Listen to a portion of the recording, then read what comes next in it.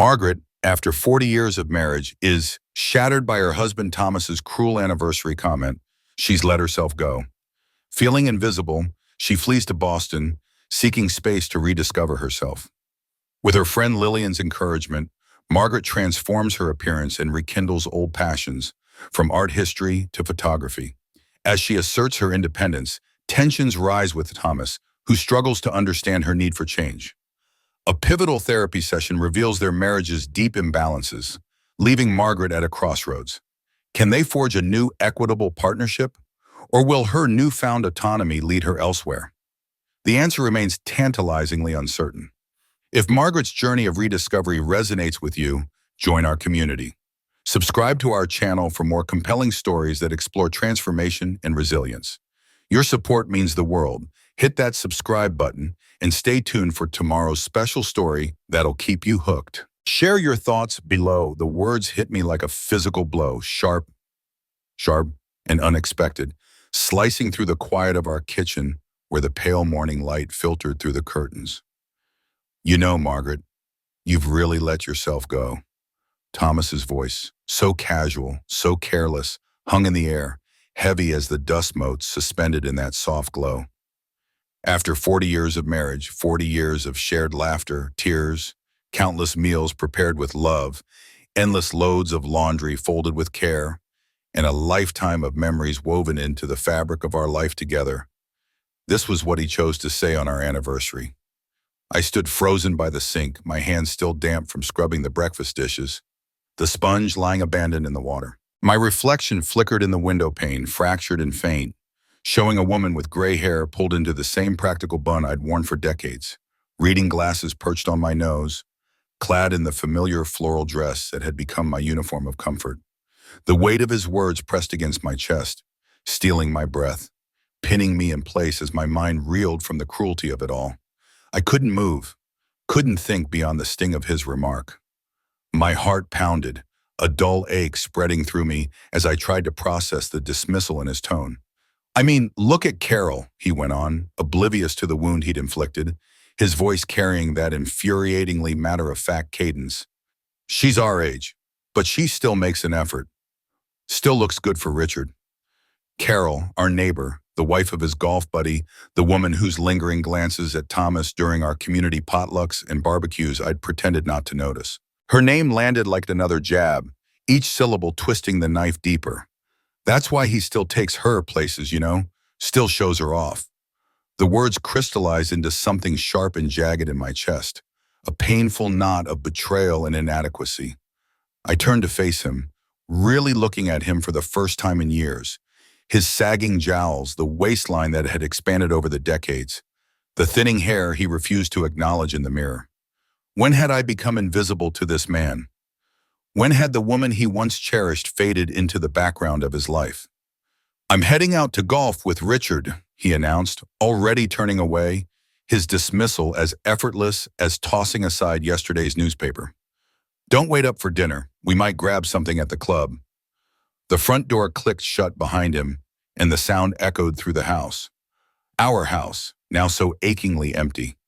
Empty because our children, Emily and Daniel, had grown and built lives of their own. Empty because I had poured decades into making this a home for a man who no longer saw me. In that lonely silence, something stirred deep within me, something long dormant, like a seed cracking open beneath the weight of spring. It wasn't just hurt or anger, it was a quiet, insistent awakening, a whisper that I was still here, still alive, still deserving of more than this. I met Thomas Winters when I was 23, a receptionist at the accounting firm where he just started as a junior associate. He was handsome in a clean-cut way, with a smile that made my heart skip and an ambition that burned bright in his eyes. When he looked at me, I felt seen, truly seen, as if I were the only woman in the room. We married within a year, and I left my job to build a life around his dreams, believing with every fiber of my being in the future we'd create together. Those early years were simple, but filled with joy. Our first apartment was small, the furniture secondhand, but I stretched every dollar of Thomas's modest salary to make it ours. I sewed curtains from discount fabric, cooked hearty meals on a tight budget, and filled our evenings with laughter and plans for the years ahead. When Emily arrived 2 years later, followed by Daniel 18 months after, our little family felt whole. Motherhood consumed me with the same devotion I'd given to being a wife. I poured myself into raising our children, cherishing their milestones, soothing their tears, and building a world where they felt safe and loved. "You've got such natural grace, Margaret," Thomas used to say, his voice warm with admiration. "The way you handle everything, the kids, the house, you make it all look so easy." His words were like sunlight, and I bloomed under them, working harder to earn his praise, to be the wife and mother he believed in. As Thomas climbed the corporate ladder, our life expanded. We moved to better neighborhoods, each house larger, more demanding. I threw myself into maintaining them, hosting elegant dinner parties for his colleagues, organizing charity events with the other executives' wives, ensuring Emily and Daniel had every opportunity, music lessons, sports, the best schools. All the while, Thomas worked longer hours, traveled more, became a guest in the life I so carefully curated. "You're the backbone of this family," he'd say on the rare occasions he noticed my efforts, his voice tinged with gratitude. "I couldn't do any of this without you." I clung to those words, needing to believe them, needing to believe that my sacrifices were the foundation of our success. By our 25th anniversary, Thomas was a senior partner at Brunswick and Associates, and we had settled into Meadowbrook Estates, an upscale enclave in Fairfield, Connecticut. Our colonial-style home, with its manicured lawn and tasteful furnishings, was the embodiment of the dreams we'd shared in our youth. Emily was in medical school, Daniel following his father into finance. From the outside, we had it all: success, stability, the picture-perfect life. But inside, the cracks were already forming, subtle but undeniable. "Can't you wear something a little more current?" Thomas asked before his firm's holiday party that year. His tone clipped, his eyes barely meeting mine. "That dress is looking a bit dated." He didn't say I was dated, not yet, but the implication hung between us like a storm cloud. I bought a new dress for the occasion, black and conservative, but more stylish than my usual choices. When I came downstairs, nervous but hopeful, Thomas barely glanced up from his phone. "We're going to be late," he muttered, and that was that. At the party, I watched him charm the room, his laughter ringing out as he leaned in to listen to Diane Phillips, a recently divorced client who joined our table. His eyes lingered on her, his hand grazed her arm, and I felt a pang of recognition. I had once been the woman he looked at that way, back when I was 23, with smooth skin and bright eyes. Now I was just the supportive waiter smiling through the ache in my heart. "Diane looks incredible for 48, he remarked on the drive home, his voice casual but cutting. "Her trainer must be worth every penny." I stared out the window at the passing streetlights, memories of my younger self flooding back, how Thomas had once marveled at my beauty, how he'd promised to love me forever. "Maybe I should get a trainer," I ventured, my voice tentative. He snorted, a sound that stung more than his words. "At our age, don't be ridiculous, Margaret. Just try not to let yourself go any further." He turned up the radio, silencing any chance of further conversation. I swallowed the hurt, telling myself he was just tired, just stressed about work. We'd been married for 25 years. He loved me, even if he'd forgotten how to show it. As our 40th anniversary approached, our life had settled into a predictable rhythm, like a song played too many times. Emily was now a pediatrician, married with twin boys who rarely saw their grandparents. Daniel had moved to Chicago for work, calling dutifully on holidays. The house, once alive with the chaos of a growing family, now felt cavernous, its silence a constant reminder of what was missing. Thomas and I moved through our days like distant planets, sharing the same orbit but never colliding. He spent weekends golfing with his friends and weeknights working late, while I volunteered at the library, tended my garden, and tried not to dwell on the emptiness that had crept into our marriage. 6 months before our anniversary, Carol and Richard Mitchell moved in next door. They were our age, but they seemed to inhabit a different world, one where 60-something didn't mean fading into obscurity, where marriage still held a spark of romance. Richard surprised me with tickets to see Hamilton for our anniversary, Carol said during our neighborhood book club, her silver hair stylishly cut, her outfit casual but flattering, her makeup subtle but enhancing. "Isn't that thoughtful?" I nodded, suddenly hyper-aware of my outdated hairstyle, my sensible shoes, the extra weight I'd carried since menopause. Thomas and I usually just have a quiet dinner at home, I replied, my voice small. Well, that sounds nice too, Carol said kindly, but her eyes held a flicker of pity that made my cheeks burn. That evening, I stood before my bathroom mirror, studying myself as if seeing a stranger. When had the lines around my eyes deepened into crevices? When had my shoulders begun to slump under the weight of routine? When had I started dressing for comfort instead of beauty, for practicality instead of joy? My closet was a sea of muted cardigans, loose blouses, and sensible slacks, clothes designed to make me invisible. Maybe for our anniversary, I whispered to my reflection, a fragile hope stirring, I could try something different. I withdrew $500 from our joint savings account, a small fraction of what we could afford, and went shopping. I chose a burgundy dress that flattered my figure, had my hair trimmed and styled, and even splurged on a professional makeup application. The woman in the department store mirror looked like Margaret, but a Margaret I'd almost forgotten, still herself, but vibrant, alive. On our anniversary morning, I woke early, carefully applying the makeup as I'd been taught, styling my hair, slipping into the dress, and adding the pearl earrings Thomas had given me for our 25th anniversary. I felt a flutter of anticipation, a flicker of the girl I'd once been. You look different, Thomas said at breakfast, his tone more puzzled than appreciative, his eyes barely lingering on me. It's our anniversary, but I reminded him, my voice bright with hope. I thought we could go somewhere special tonight. He frowned, his attention already drifting. I told Richard I'd join their table at the charity auction this evening. I assumed you wouldn't mind. My carefully applied lipstick felt like a mask, heavy and out of place. You didn't mention that, I said softly, my heart sinking. Didn't I? Well, you can come too if you want, though it'll be mostly shop talk. I swallowed my disappointment, clinging to the last thread of hope. I'd like to come. I haven't been to one of the foundation events in ages. He shrugged, already turning back to his newspaper. Suit yourself? And then, as if it were an afterthought, he looked up, his eyes meeting mine for the briefest moment, and delivered the words that shattered something deep inside me. You know, Margaret, you've really let yourself go. After he left for golf, I sat at the kitchen table, his words echoing like a cruel refrain. 40 years of devotion, of putting his needs first, raising his children, maintaining his home, supporting his career, entertaining his colleagues. And this was my reward. Dismissal, criticism, invisibility. My phone buzzed, snapping me out of my stupor. It was a text from Lillian, my friend of 5 years, a widow who'd moved to Fairfield after her husband's death.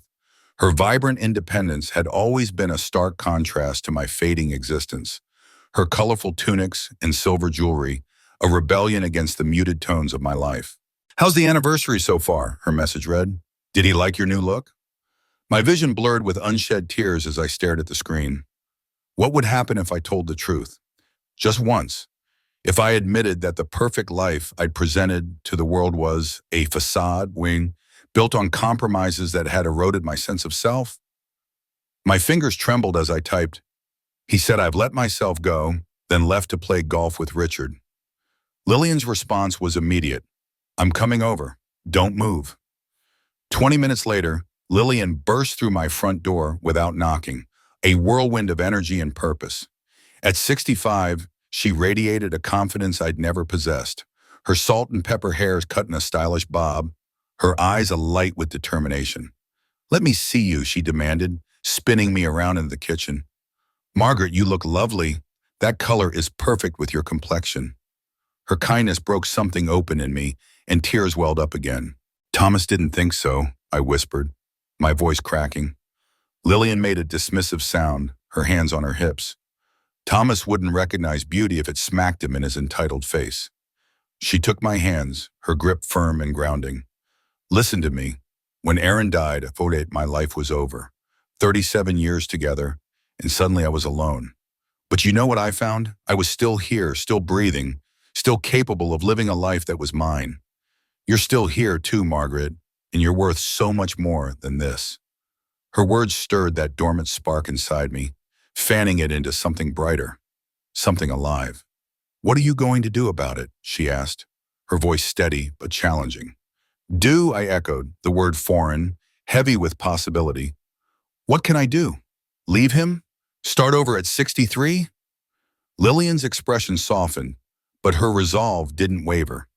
"Maybe, maybe not, but something has to change. I've watched you shrink over the years, making yourself smaller to fit his ego. Today might be a gift, Margaret. He's finally said out loud what he's been showing you for years." I sank into a chair, exhaustion washing over me. I don't even know who I am nodding, her eyes fierce with conviction. "Then it's time to find out," she said firmly. "You've already started." She gestured to my dress, my hair. "Why stop there?" A slow smile spread across her face. "I mean a total makeover, Margaret. Not just your appearance, though that's a fine start, but your entire life." The idea felt daunting, impossible even, but it sparked a flicker of hope. "That sounds expensive," I murmured, thinking of the joint accounts Thomas monitored so closely. Lillian raised an eyebrow. "Don't you have your own money? From your mother's estate?" I blinked, surprised she remembered. When my mother passed 5 years ago, she'd left me $75,000. Thomas had wanted to use it for home renovations, but I'd insisted on keeping it in a separate account, untouched, though I hadn't known why at the time. "I do," I admitted. "I've been saving it. I'm not sure for what." Lillian squeezed my hands, her eyes bright. "I think you've been saving it for this moment, whether you knew it or not." For the first time that day, I felt something other than pain, a tiny spark of possibility, fragile but real. "Where would I even begin?" I asked, my voice trembling with uncertainty. Lillian pulled me to my feet, her energy infectious. "First, call Emily. Tell her you're coming to visit for a week. You need distance to think clearly. Thomas can fend for himself for a few days. He's a grown man, not a helpless child." I hesitated, imagining Thomas's irritation at the disruption to his routine. But would he truly care? The question lingered, heavy and unanswered. "Okay," I said, the word feeling like a leap into the unknown. "I'll call Emily." My daughter sounded surprised when I called, her voice tinged with concern. "Is everything all right, Mom?" she asked, the question catching me off guard. "Not really," I admitted, my voice breaking. "Your father and I need some space to think. Would it be all right if I came to stay with you for a little while?" There was a pause, then Emily's cautious reply. "Of course, the guest room is always ready. But Mom, what's going on? You and Dad have been together forever." "Exactly," I whispered, the weight of that word, forever, pressing against my heart. "And I'm not sure who I am anymore." After promising to explain more in person, I hung up and turned to Lillian. "She sounded worried," I said. "Let her worry," Lillian replied, her tone gentle but firm. "It might be good for her to see you as a person with needs, not just her ever-accommodating mother." The rest of the day passed in a blur of action. I packed a suitcase with my new dress and a selection of comfortable clothes, my heart racing with a mix of fear and exhilaration. I wrote Thomas a brief note explaining that I was visiting Emily and would call when I arrived safely. I didn't mention when I'd return, because I didn't know. As Lillian drove me to the train station, I felt a dizzying blend of terror and freedom. In 40 years, I had never done anything this impulsive, this entirely for myself. "What if this is a mistake?" I asked as we pulled into the parking lot. Lillian's expression was serious, her voice steady. "Margaret, the only mistake would be continuing to disappear. You deserve to be seen, really seen, even if Thomas can't do it anymore. Maybe especially then." I nodded, gathering my courage. "Thank you for this." She grinned, her eyes twinkling. "Don't thank me yet. Thank me when you come back, transformed. And Margaret, make it a magnificent metamorphosis." As the train pulled away from Fairfield, carrying me toward Emily's home in Boston, I pressed my forehead against the cool window, watching my familiar world fade into the distance. For the first time in 40 years, I had taken a step without considering Thomas first, and the world hadn't crumbled. In fact, it felt like it might just be beginning. The journey to Boston gave me space to think, to breathe, to process the seismic shift in my life. For 4 decades, I had defined myself as Thomas's wife, Emily and Daniel's mother, the perfect homemaker of Meadowbrook Estates. Now, hurtling toward an uncertain future, I felt both terrified and strangely liberated. My phone buzzed repeatedly. Thomas, home from golf, discovering my absence. I silenced it, not ready to face his confusion or anger. Instead, I watched the landscape shift outside my window, suburban Connecticut giving way to industrial zones, then the outskirts of Boston, and finally the city's gleaming towers. Emily was awaiting at the station, her expression a mix of concern and curiosity. At 38, she resembled Thomas, tall, angular, with his decisive movements and sharp gaze. She'd inherited his ambition, channeling it into a thriving medical career. "Mom," she said, embracing me stiffly. Emily had never been one for physical affection, and I couldn't recall our last hug. "You look different." I touched my styled hair, self-conscious but proud. "I thought I'd try something new." She studied me with a doctor's detachment. "It suits you. But what's going on? Dad's been calling me."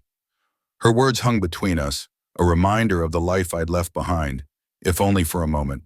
But in that moment, I felt the stirrings of a new beginning, a chance to rediscover the woman I'd been and the woman I could still become. I felt the day's weight pressing on my chest, an exhaustion that ran deeper than tired muscles. It was the ache of a heart long burdened by unspoken truths. I told Emily we'd talk when we got to her place, needing a moment to collect the scattered pieces of myself after the morning's emotional upheaval.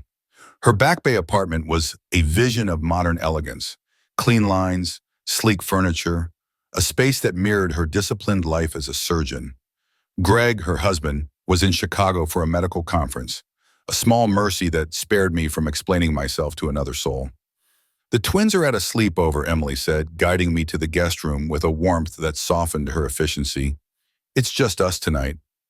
I settled my suitcase in the immaculate guest room, its simplicity a stark contrast to the chaos in my heart.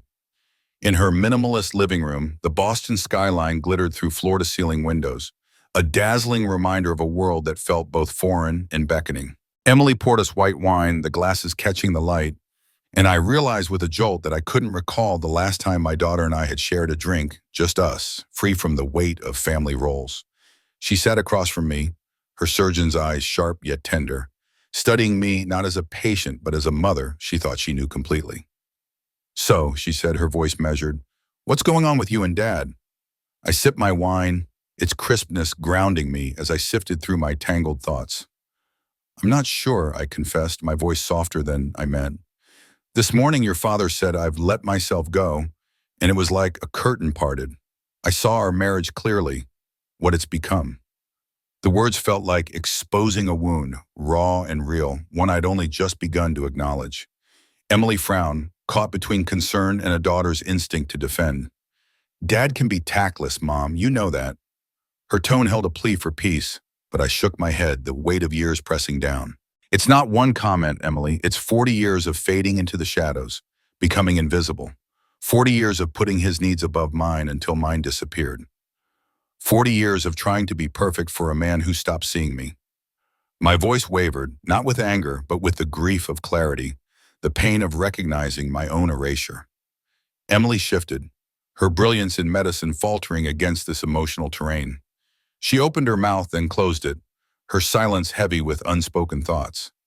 I softened, not wanting to force her into a corner. "I'm not asking you to choose our side," I said gently. "I just need time to figure out what I want." The phrase, "what I want," hung between us, unfamiliar, almost radical. When had she ever seen me put myself first? "Yes," I said, my voice steady with newfound resolve. "For the first time, I'm making choices for me, not for what others need." Her phone glowed with another call from Thomas, its light pulling her gaze. She looked at it, then at me, torn. "He's worried," she said, but I shook my head, a quiet certainty settling in. "He's inconvenienced," I corrected softly. "There's a difference." After a beat, she declined the call, her fingers lingering before texting him that I'd arrived safely. That small gesture of loyalty warmed me, a flicker of connection in my uncertainty. "Thank you," I whispered, gratitude swelling in my chest. That night, in the stillness of Emily's guest room, I answered one of Thomas's insistent calls. His voice crackled with irritation, barely masking his discomfort.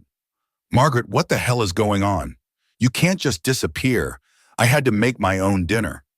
The old me would have apologized, promised to return, smoothed his ruffled ego. But that woman was gone. I need space, Thomas, I said evenly, after what you said this morning. His confusion was sharp. What I said?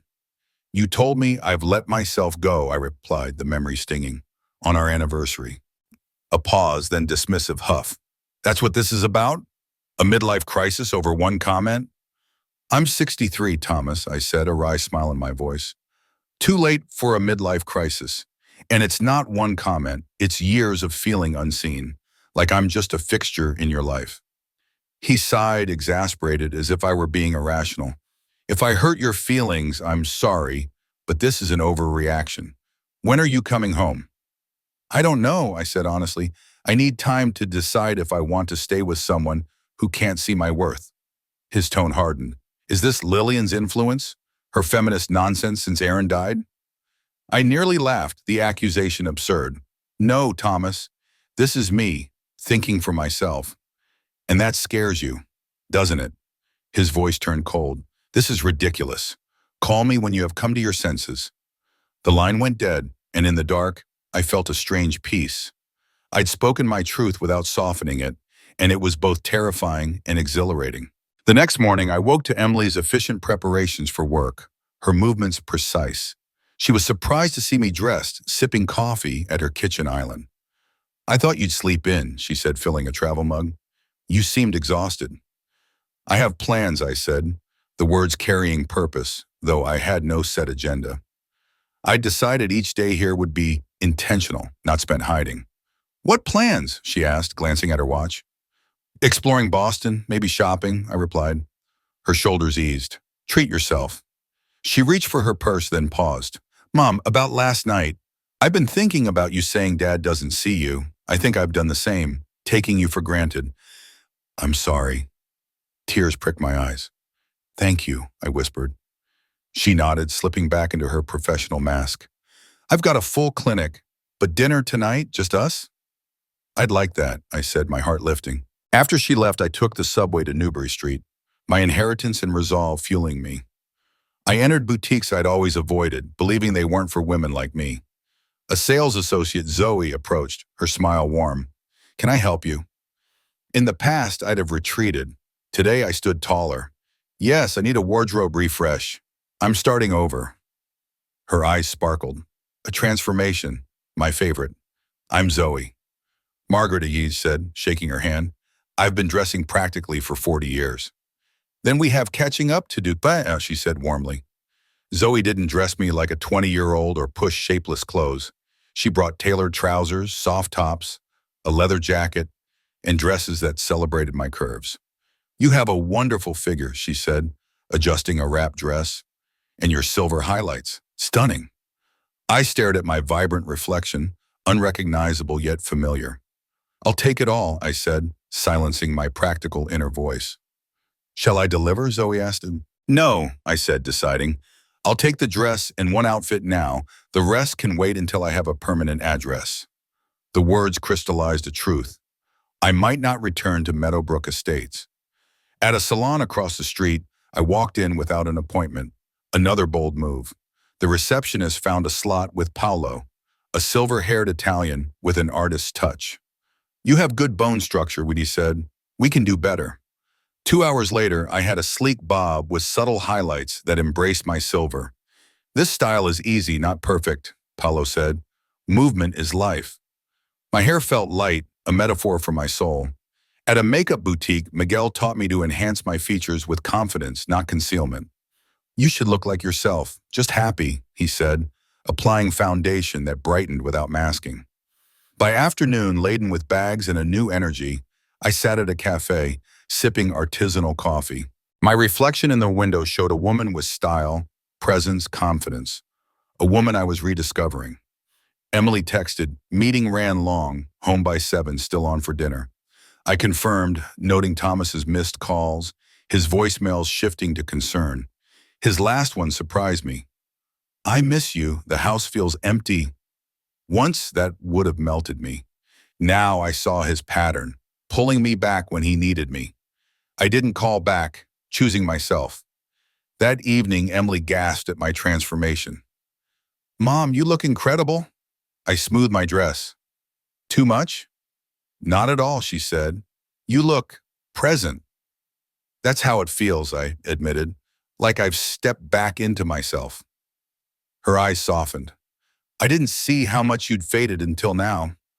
At a cozy Italian restaurant, we talked deeply, like when she was a teen. I admired your perfection, she said, twirling linguine. I tried it and nearly broke. I'm sorry I made it look easy, I said. I lost myself in it.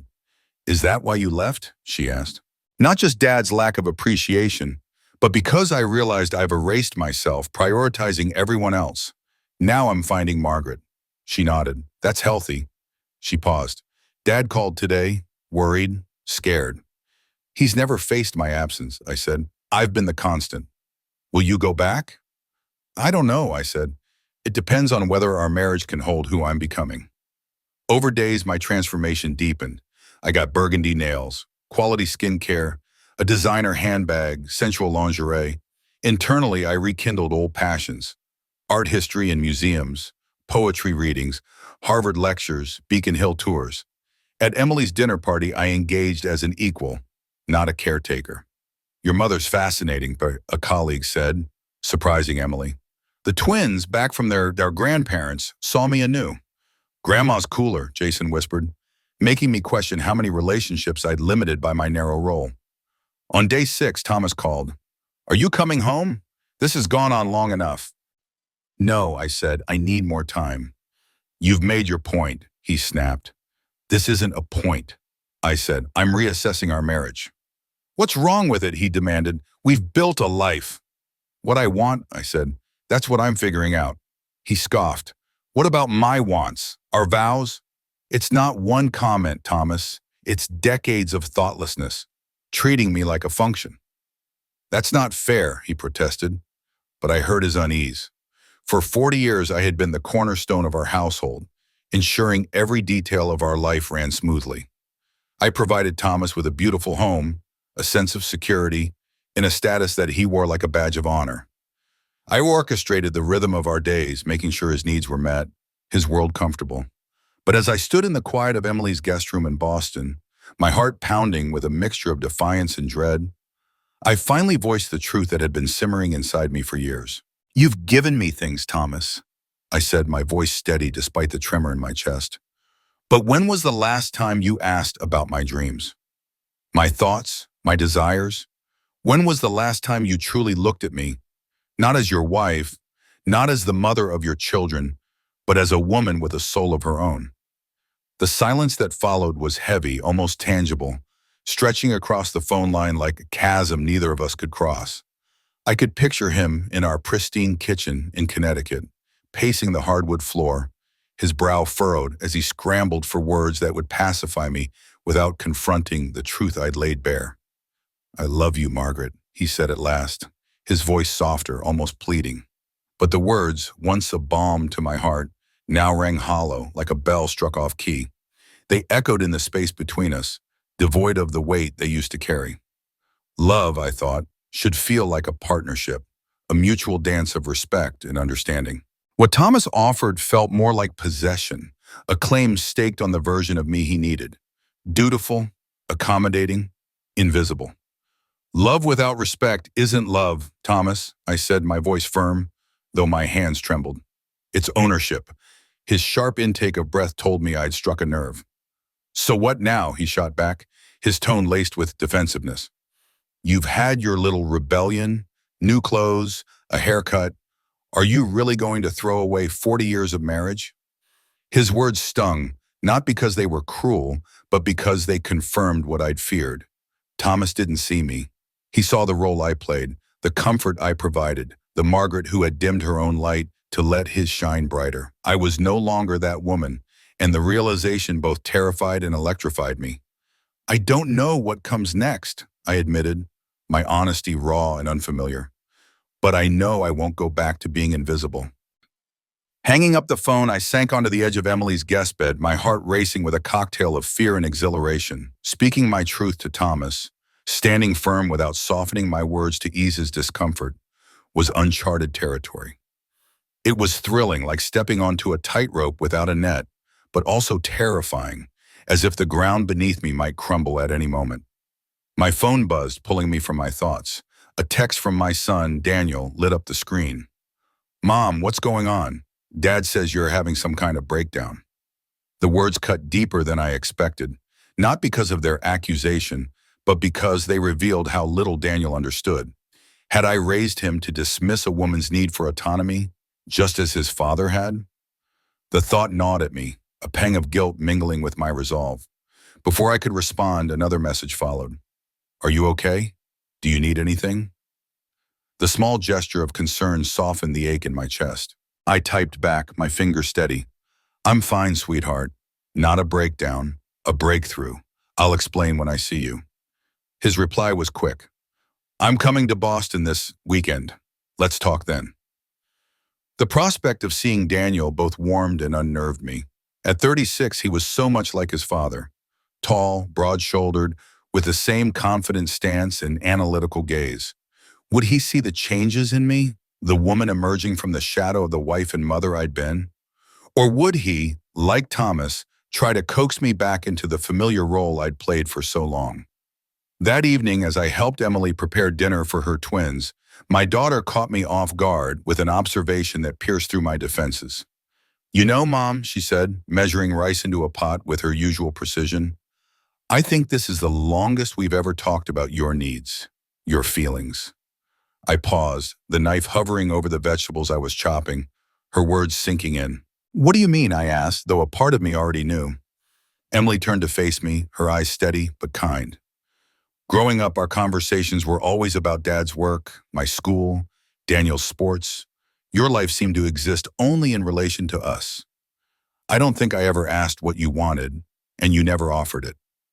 Her insight hit me like a wave, forcing me to confront how thoroughly I'd erased myself. I had internalized the idea that a good mother, a good wife, subsumes her own identity for her family's sake. I'd never thought to share my dreams, my disappointments, my separate self with my children. "I didn't want to burden you," I admitted, my voice barely above a whisper. Emily's expression softened, but her tone was firm. "Mom, knowing who you are, your hopes, your disappointments, your dreams, that's not a burden. It's a gift, one I didn't realize I was missing until now." Tears pricked my eyes, a mix of regret and gratitude. "I'm sorry," I said, my voice cracking. "Don't be," she replied, her voice resolute. "Just don't disappear again. Okay? No matter what happens with Dad, I want to know the real you."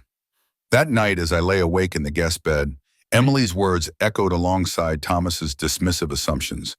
In just 6 days away from my marriage, I'd begun to unearth parts of myself I'd long buried: my intellectual curiosity, my love for beauty and aesthetics, my ability to think and act independently. What else might I discover if I gave myself the space to grow?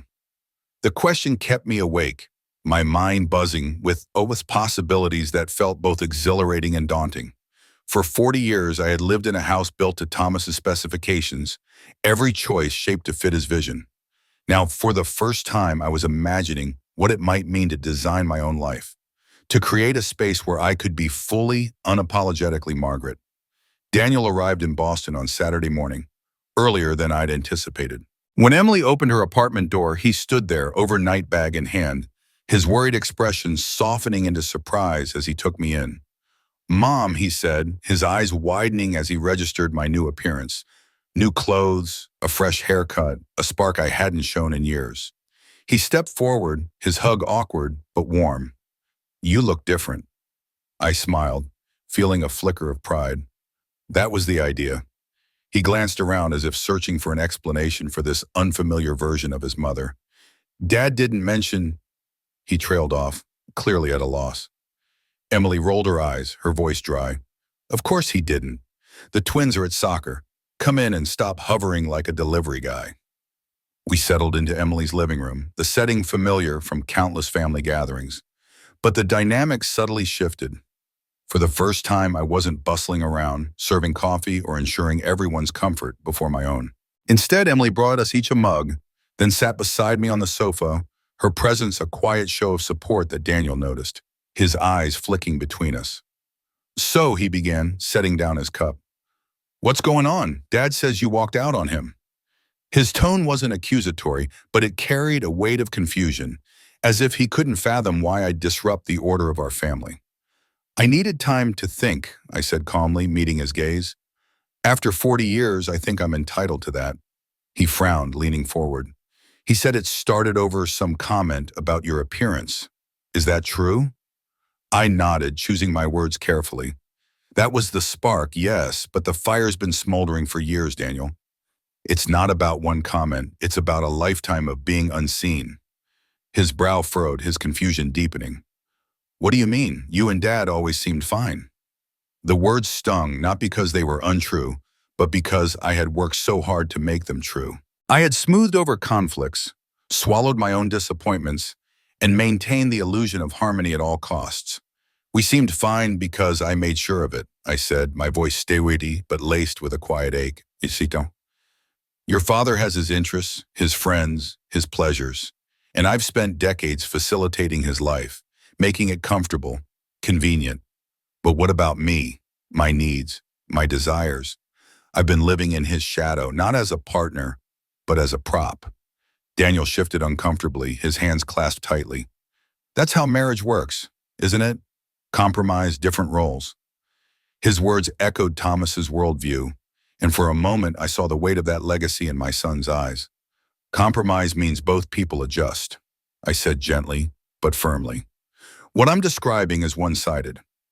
I've accommodated your father's life while mine faded away." Emily, ever precise, cut in. "When was the last time Dad made a sacrifice for Mom's happiness? Can you name one?" "Tomain." Daniel opened his mouth, then closed it, his silence a louder answer than any words could provide. He ran a hand through his hair, a gesture so like Thomas's it made my chest tighten. "Look," he said finally, "I'm not saying Dad's perfect. He can be self-absorbed, tactless even. But he's not a bad person. He loves you in his way." I met his gaze, my voice soft but unyielding. "In his way, that's the problem, Daniel. His way requires me to be an accessory to his life, not the protagonist of my own." The word divorce slipped from his lips, heavy and abrupt, like a stone dropped into still water. "So what are you saying? You want a divorce after 40 years? I hadn't let myself think that far ahead, focusing instead on the immediate act of reclaiming myself. But his question forced me to face the possibility, and it hung between us, unanswerable for now. "I don't know yet," I admitted, my voice steady despite the uncertainty. "What I know is that I can't go back to being invisible." Daniel looked troubled, his loyalty to his father warring with his love for me. "This feels so extreme.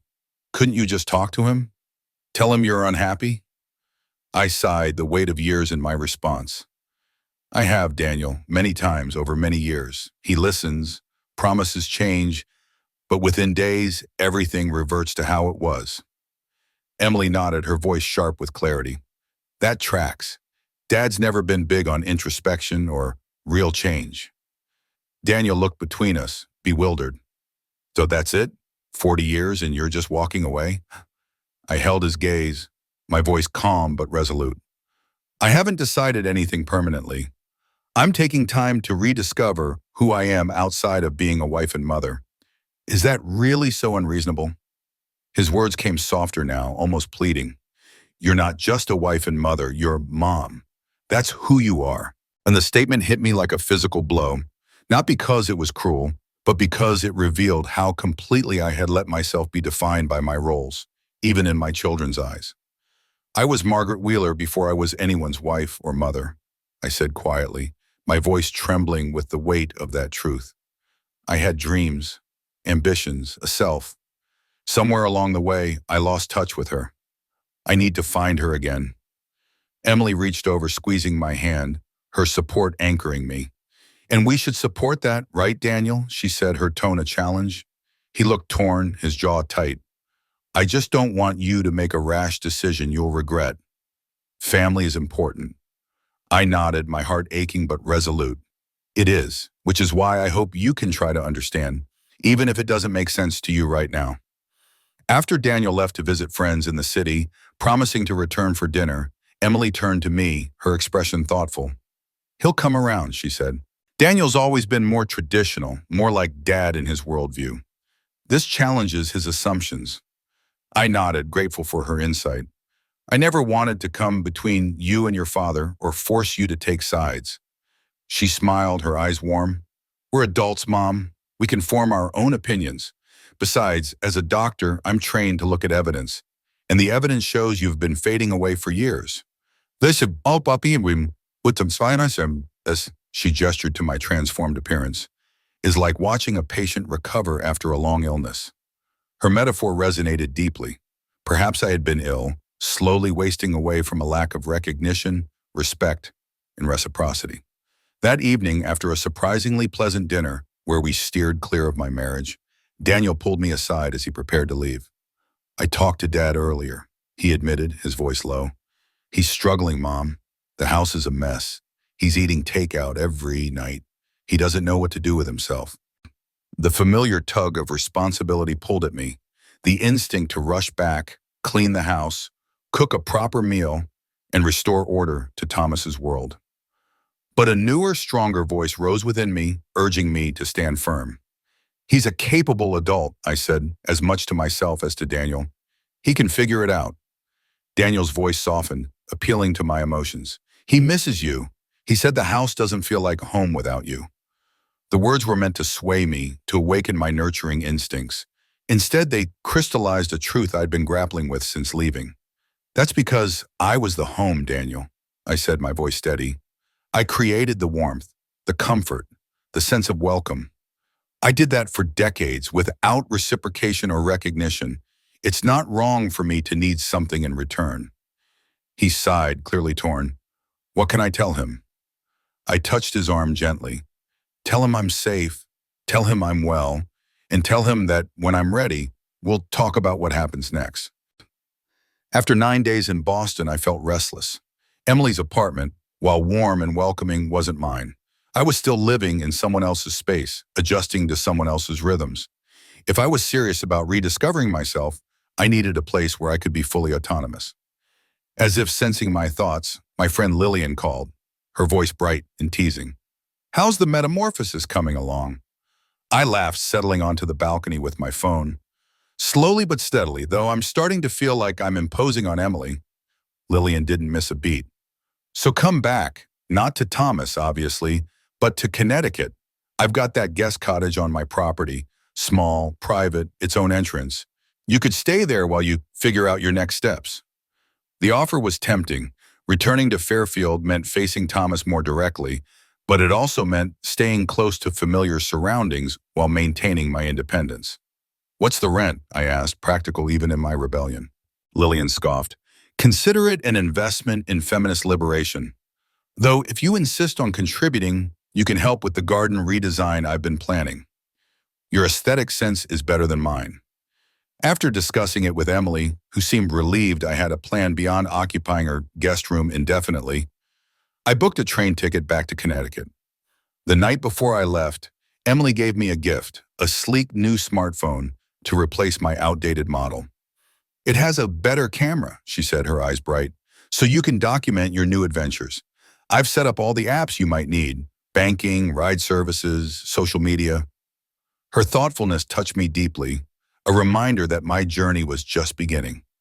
Thank you, sweetheart, I said, my voice thick with emotion. I've learned more about you in the past week than in the previous decade, she replied quietly. I don't want to lose that connection again. And the train ride back to Connecticut felt different from my escape to Boston. Then I had been fleeing in confusion and pain. Now I was returning with purpose, a clearer sense of who I was and who I might become. The familiar landscape outside my window was no longer just the backdrop to someone else's story. It was the setting for my own unfolding narrative. Lillian met me at the Fairfield station, her vintage convertible a vibrant splash of color among the sedate sedans. "Welcome back, Rebel," she called, helping me load my now substantial luggage into the trunk. As we drove through town, I felt a flutter of anxiety at the thought of running into Thomas or neighbors who might report back to him. But Lillian, ever perceptive, took a circuitous route that avoided Meadowbrook Estates entirely.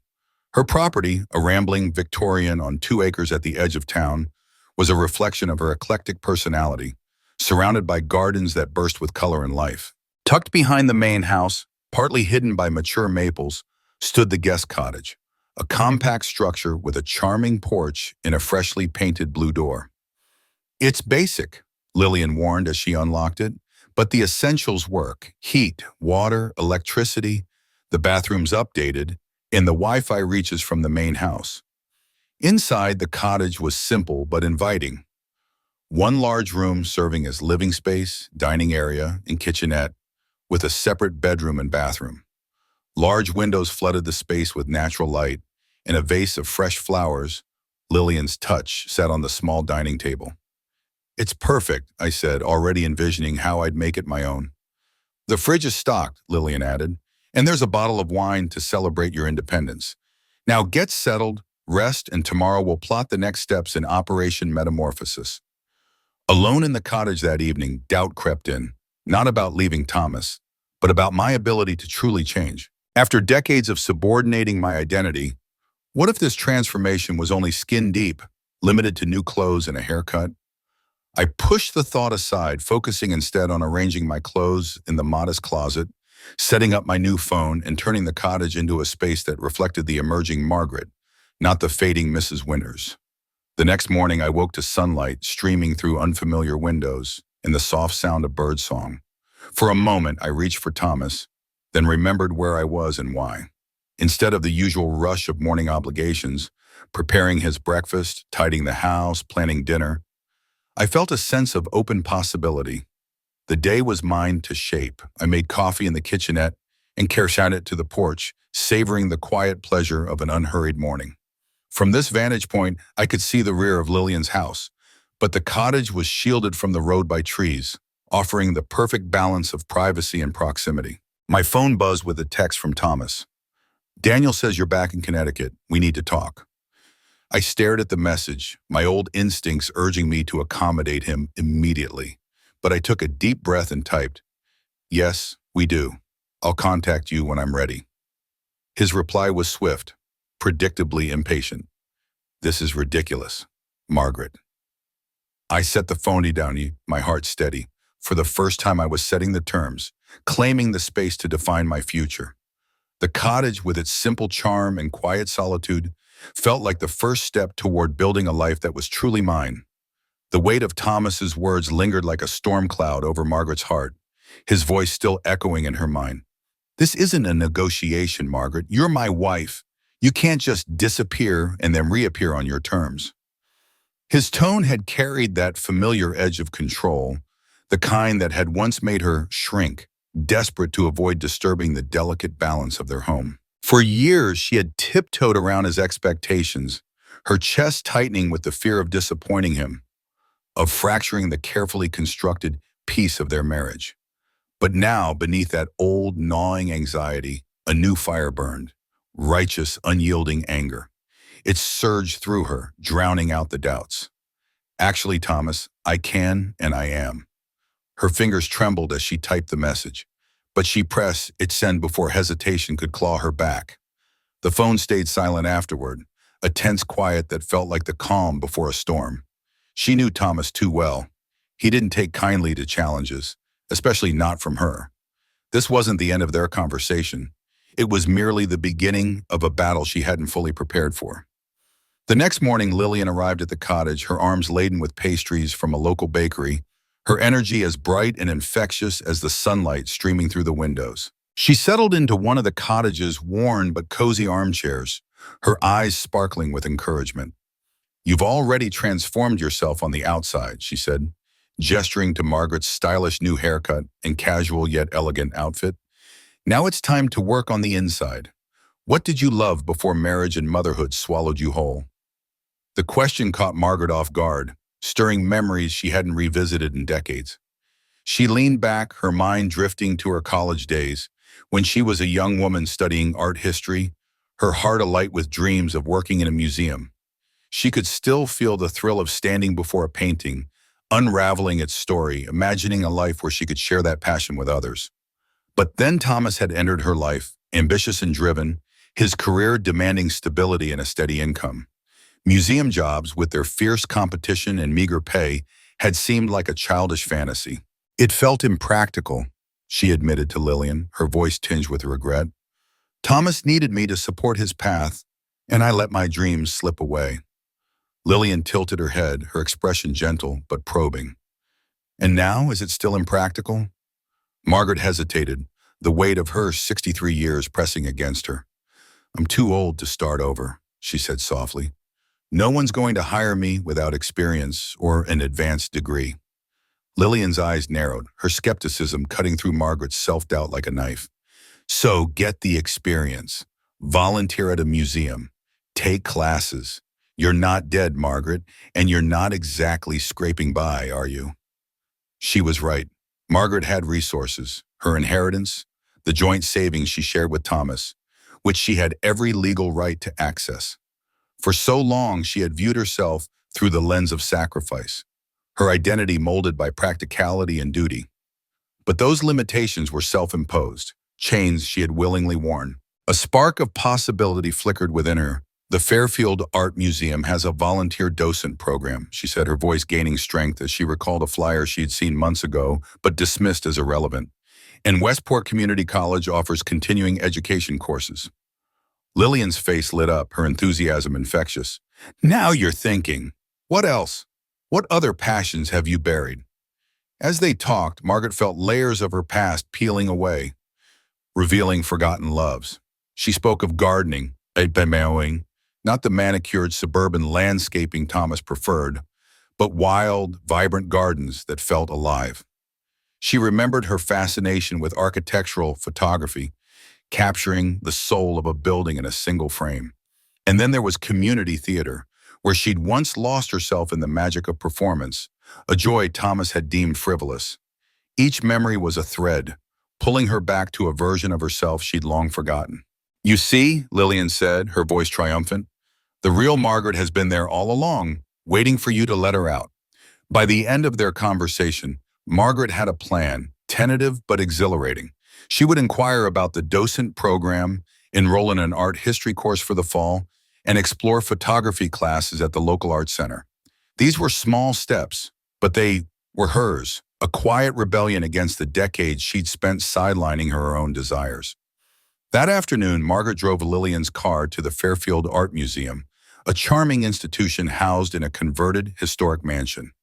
With her new appearance, sleek haircut, stylish clothes, and a newfound confidence, she felt a surprising ease as she approached the volunteer coordinator. We're always looking for dedicated volunteers, the coordinator said warmly, handing her an application, especially those with a genuine interest in art history. The training program starts next month.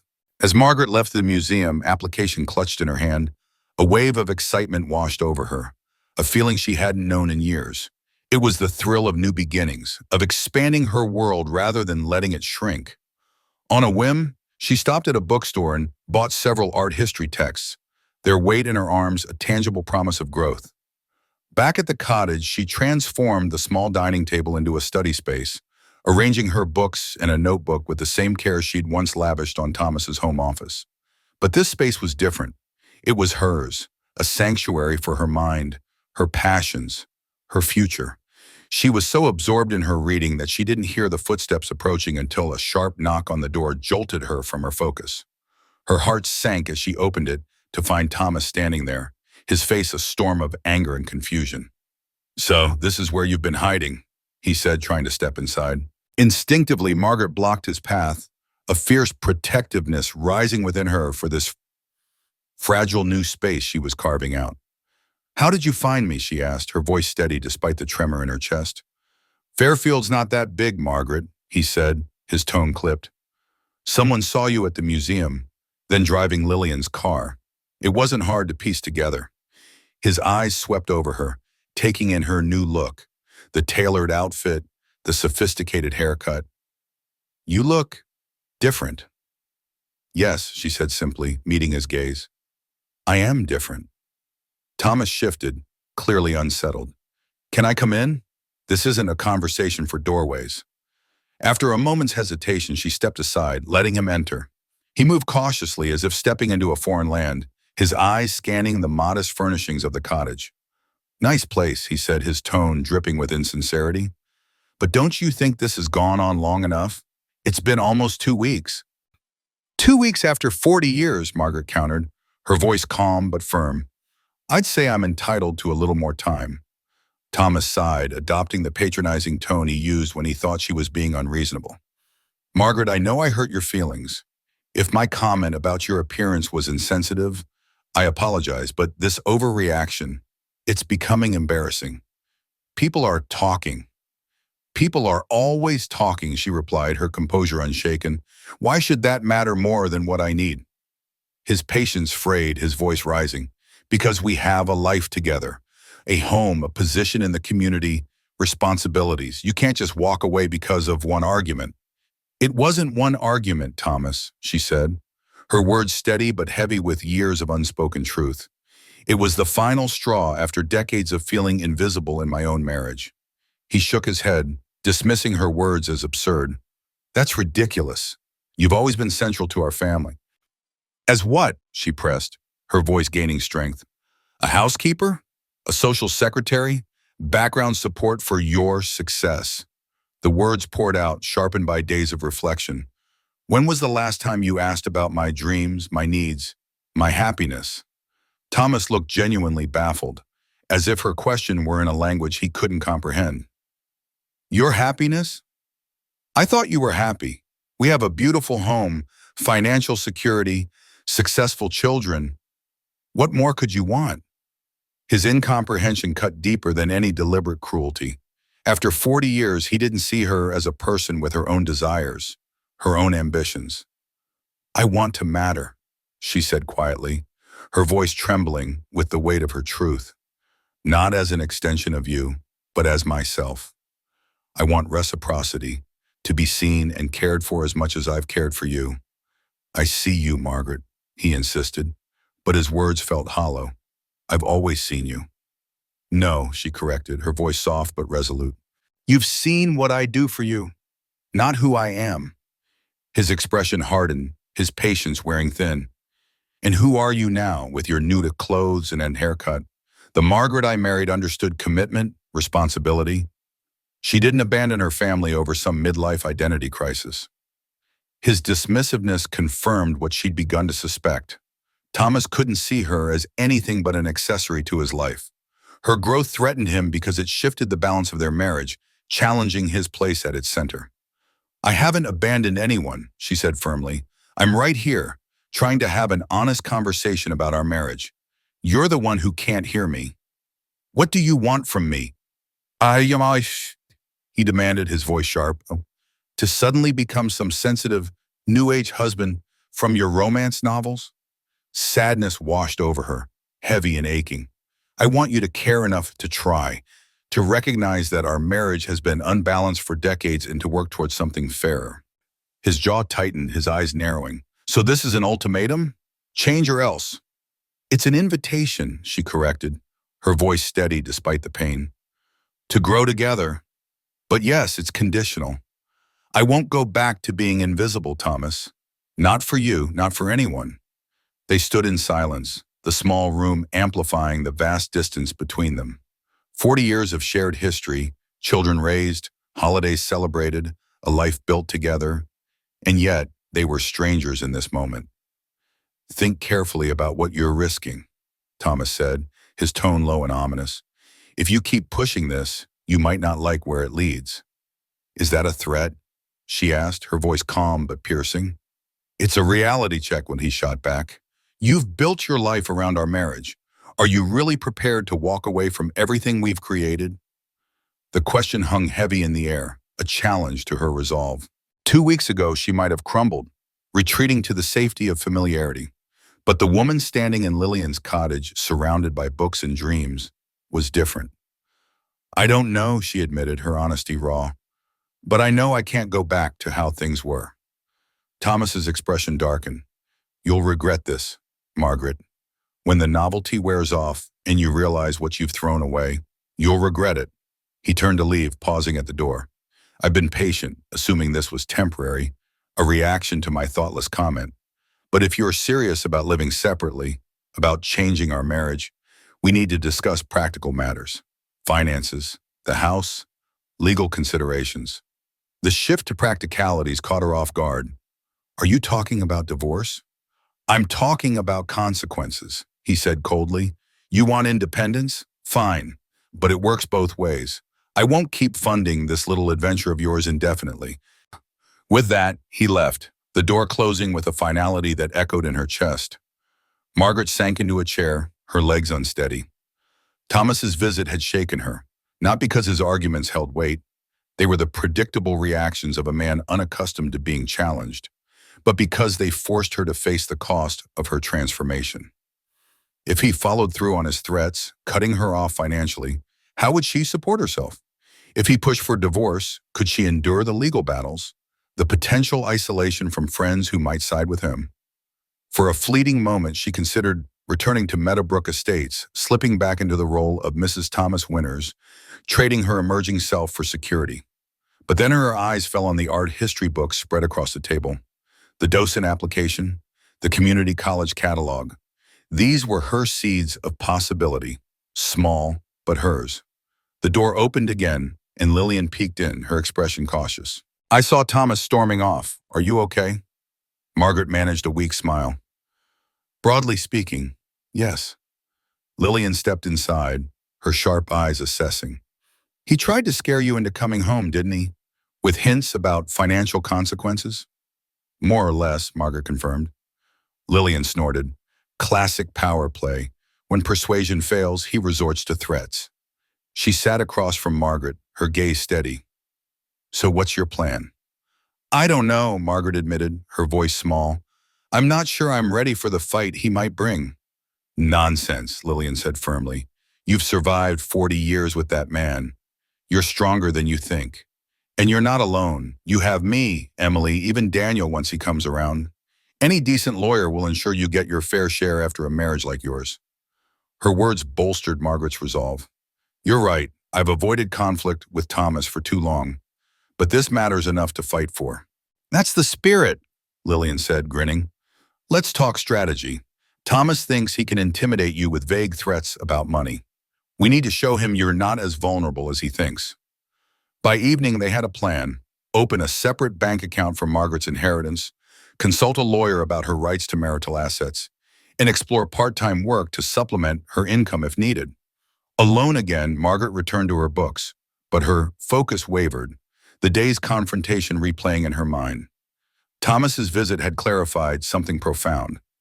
This wasn't just about reclaiming her identity, it was about renegotiating the power in a marriage that had been unequal for decades.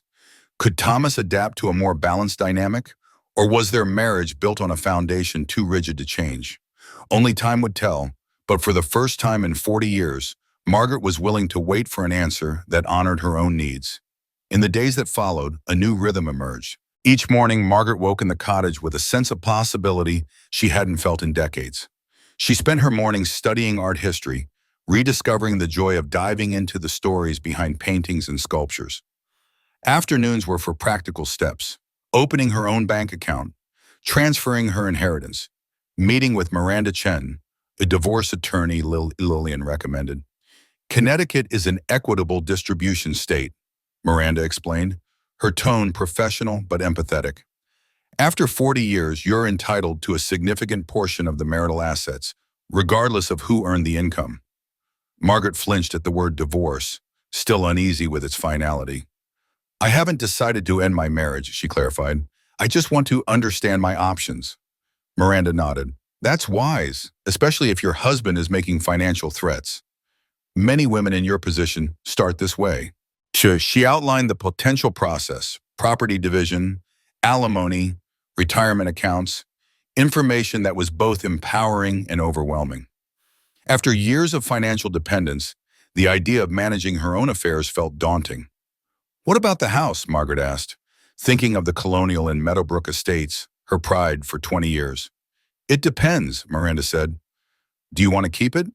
For many women, the marital home becomes a financial and emotional burden. The question lingered, did she want the house? She had poured her heart into it, choosing every detail, tending gardens Thomas barely noticed. But was it home or a symbol of the role she was outgrowing? I'm not sure, she admitted. It's full of memories but also reminders of who I was expected to be. There's no rush to decide, Miranda said kindly. Just know you have rights. Don't let your husband pressure you. Driving back to the cottage, Margaret reflected on Miranda's words. For most of her life, she had deferred to Thomas, assuming his judgment was superior. Now she was learning to trust herself, to make choices based on her own needs. The museum called to confirm her acceptance into the docent program, with training starting the following month. We're especially interested in your art history background, the coordinator said. Even if it's been a while, that foundation is valuable. The validation sent a thrill through her. Perhaps the years spent prioritizing others hadn't erased her potential after all. Evenings with Lillian became a cherished ritual, their conversations a stark contrast to the disconnected exchanges she'd had with Thomas. They shared stories, ideas sparking and evolving, a true dialogue that left Margaret feeling seen. You should take a photography class at the Arts Center, Lillian suggested one evening, noticing Margaret's knack for framing artful shots with her phone. You've got an eye for it. Margaret smiled, the idea taking root. For the first time in decades, she was building a life that felt like her own, one small, deliberate step at a time. At 63, I found myself standing at a crossroads, rediscovering a spark I thought had long faded. My days at Lillian's cottage were filled with a quiet rebellion, a reclaiming of the woman I'd buried under decades of routine and expectation. The garden outside my window, vibrant with color and life, seemed to mirror the awakening within me. It was Lillian who first noticed the way I framed the world through my camera lens. Her casual compliment about my eye for composition planting a seed that quickly took root. Within weeks, I'd enrolled in a digital photography course, a small but defiant step toward rediscovering a part of myself I'd forgotten existed.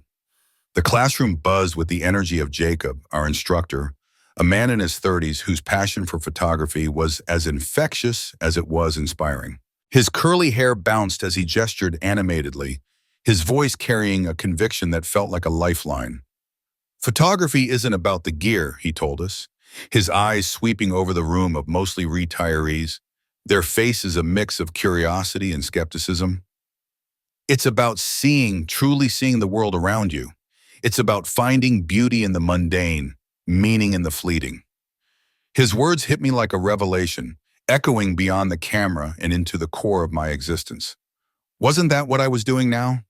Learning to see the world and myself anew, peeling back the layers of a life I'd accepted without question for far too long. Each day at the cottage brought small, exhilarating discoveries. I dusted off artistic techniques I hadn't touched since my youth, my fingers relearning the joy of creation. I wandered local trails and hidden corners of the town I'd called home for decades, marveling at how much I'd overlooked. More startling were the parts of my personality that began to resurface. Curiosity, ambition, a quiet defiance that had been smothered under years of compromise. But the past wasn't so easily left behind. My phone buzzed daily with texts from Thomas, my husband of 40 years. His messages swung wildly between pleading, "I miss you, Margaret," and controlling, "This nonsense needs to end. Come home." Each word carried the weight of our shared history, a tug of war between the life I'd known and the one I was beginning to imagine. I responded carefully, engaging only when his tone hinted at reflection, drawing firm lines when his words turned sharp or manipulative. It was exhausting, navigating his moods while trying to hold fast to my own fragile sense of self. Emily, my daughter, was a steady anchor in the storm. Her calls were a lifeline, filled with both emotional warmth and practical wisdom. One evening, her voice crackled through the phone, tinged with a mix of amusement and concern. "Dad came to Boston for a meeting," she said. "He stopped by the apartment afterward." My heart lurched, a familiar knot tightening in my chest. What did he want? What could he possibly say to bridge the chasm that had grown between us? He's confused, Mom, Emily continued, like he can't wrap his head around why his perfect wife suddenly has opinions and needs of her own. I sighed, the weight of her words settling heavily. It wasn't surprising, but the disappointment still stung. Did he show any understanding at all? I asked, bracing myself. To my surprise, Emily's tone softened. Actually, yeah. In his own way, he admitted he's taken you for granted, said he's never really paid attention to your feelings. He even called his comment about your appearance cruel. A flicker of hope sparked in my chest, fragile but undeniable. Could Thomas, after all these years, actually change? Emily's pause was telling. I don't know, Mom. He seems sincere, but then he flipped right back to complaining about how hard things are without you. The house is a wreck. He can't find anything. He's eating takeout every night. The spark dimmed as quickly as it had ignited. It was the same old pattern. Thomas's brief moments of insight dissolving into self-pity, his world revolving around his own comfort. He misses a housekeeper, I said, my voice dry but heavy with truth. Not a wife. Emily's silence carried reluctant agreement, her loyalty to her father warring with the reality she couldn't deny. 3 weeks into my stay at the cottage, my son Daniel arrived unannounced, his broad frame filling the small porch. He looked uneasy, shifting his weight as he spoke. Dad sent me, he admitted, his bluntness cutting through the warm Sunday air. He's worried you're being swayed by Lillian, making choices you'll regret. I stepped aside to let him in, my voice steady despite the ache his words stirred. I'm 63, Daniel. I think I can trust my own judgment. He glanced around the cottage, taking in the art books scattered on the table, the new camera I'd bought for my class, the bright throw pillows that had transformed the space into something distinctly mine. You seem different here, he said, his brow furrowing. I feel different, I replied, the truth of it resonating deep within me. More present, more alive. Daniel sank into an armchair, his discomfort palpable. Dad's not doing well, Mom. The house is a mess. He's eating junk, barely sleeping. The familiar weight of responsibility settled over me, an instinct to fix everything, to smooth over the chaos I'd left behind. But I recognized it now for what it was, a pattern that had chipped away at my identity for years. I'm sorry he's struggling, I said, choosing my words carefully. But Thomas is a grown man. He managed fine on business trips. He can learn to make a sandwich or run the dishwasher. Daniel's eyes widened, shock flickering across his face. This wasn't the mother he was used to, the one who always put others' needs first. This isn't just about chores, he said, his voice tight. He misses you. He loves you. I met his gaze, my voice soft but unflinching. Does he, or does he love what I do for him? The question hung between us, heavy with decades of unspoken truths. Daniel opened his mouth to protest, then closed it, the silence stretching as he grappled with my words. He's willing to change, he said finally, his tone less certain. He knows he's taken you for granted. He says he'll do whatever it takes. I'd heard those promises before, fervent in the moment but fleeting once the crisis passed. Still, a small part of me clung to the possibility that Thomas could grow, that our marriage could become something more than a ledger of duties and sacrifices. I appreciate you coming, I told Daniel, my voice softening. But if Thomas wants change, he needs to show it through actions, not just words sent through you. Daniel nodded, his defensiveness easing. He mentioned counseling, he added. Said he'd try it if you would. That stopped me cold. Thomas had always scoffed at therapy, dismissing it as pointless navel-gazing.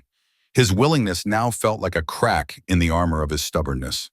Whether born of genuine intent or desperation, I couldn't tell. I'll think about it, I promised, the words carrying more weight than I expected.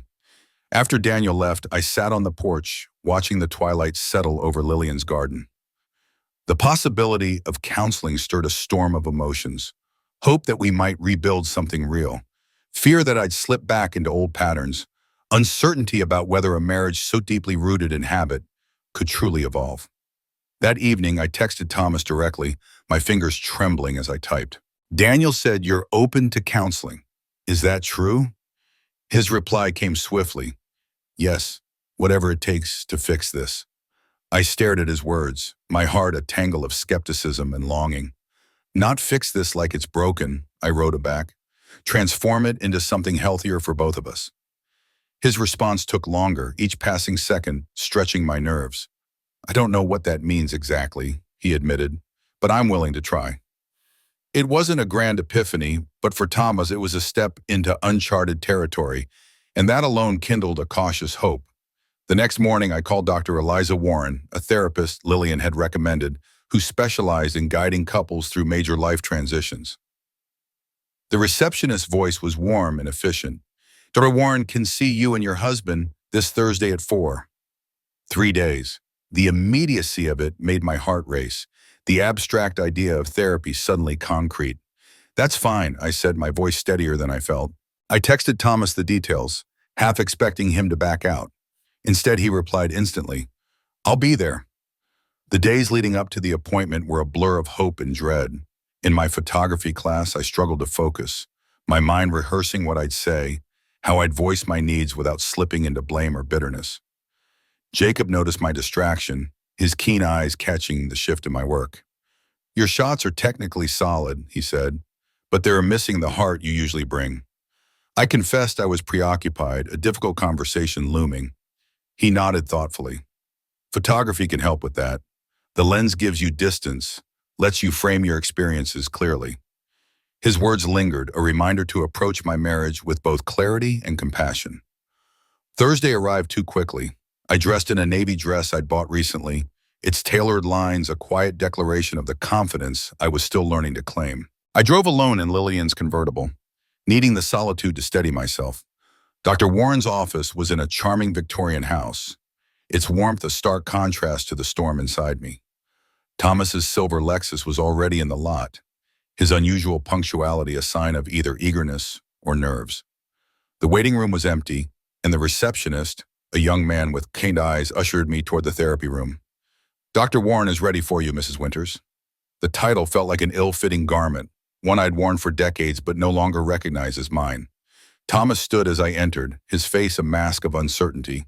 He looked older, the lines around his eyes deeper, his posture less assured. For a moment I saw him not as the man who'd shaped my life, but as a stranger. Vulnerable, human, flawed. Margaret, he said, his voice catching. You look well. Before I could respond, Dr. Warren, a woman in her 40s with a calm, attentive presence, gestured to the chairs. Please make yourselves comfortable. It takes courage to examine a relationship with as much history as yours. Thomas shifted, clearly out of his depth. In boardrooms, he was a force. Here, he was just a man, stripped of his usual armor. Dr. Warren turned to me first. Margaret, since you made the appointment, would you like to start? I took a deep breath, the words I'd rehearsed spilling out with surprising clarity. After 40 years, I realized I'd disappeared, not physically, but as a person with my own needs and identity. I left to find out who I am beyond being a wife and mother.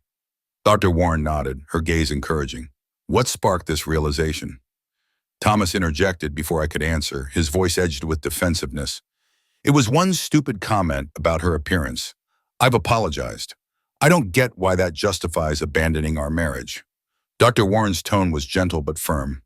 Thomas, I hear your frustration. Can you share your perspective on what's happening? He ran a hand through his silver hair, his discomfort palpable. I'm baffled. We had a good life, a nice home, financial stability, great kids. Then Margaret gets a new look and decides our entire marriage is a failure. The dismissiveness stung, but I held my tongue, letting Dr. Warren steer the conversation. It sounds like you're experiencing a disconnect, she said. Thomas, when Margaret talks about feeling invisible, how does that resonate? He frowned, genuinely puzzled. She's always been the heart of our home, the one everyone relied on. How could someone so essential feel invisible?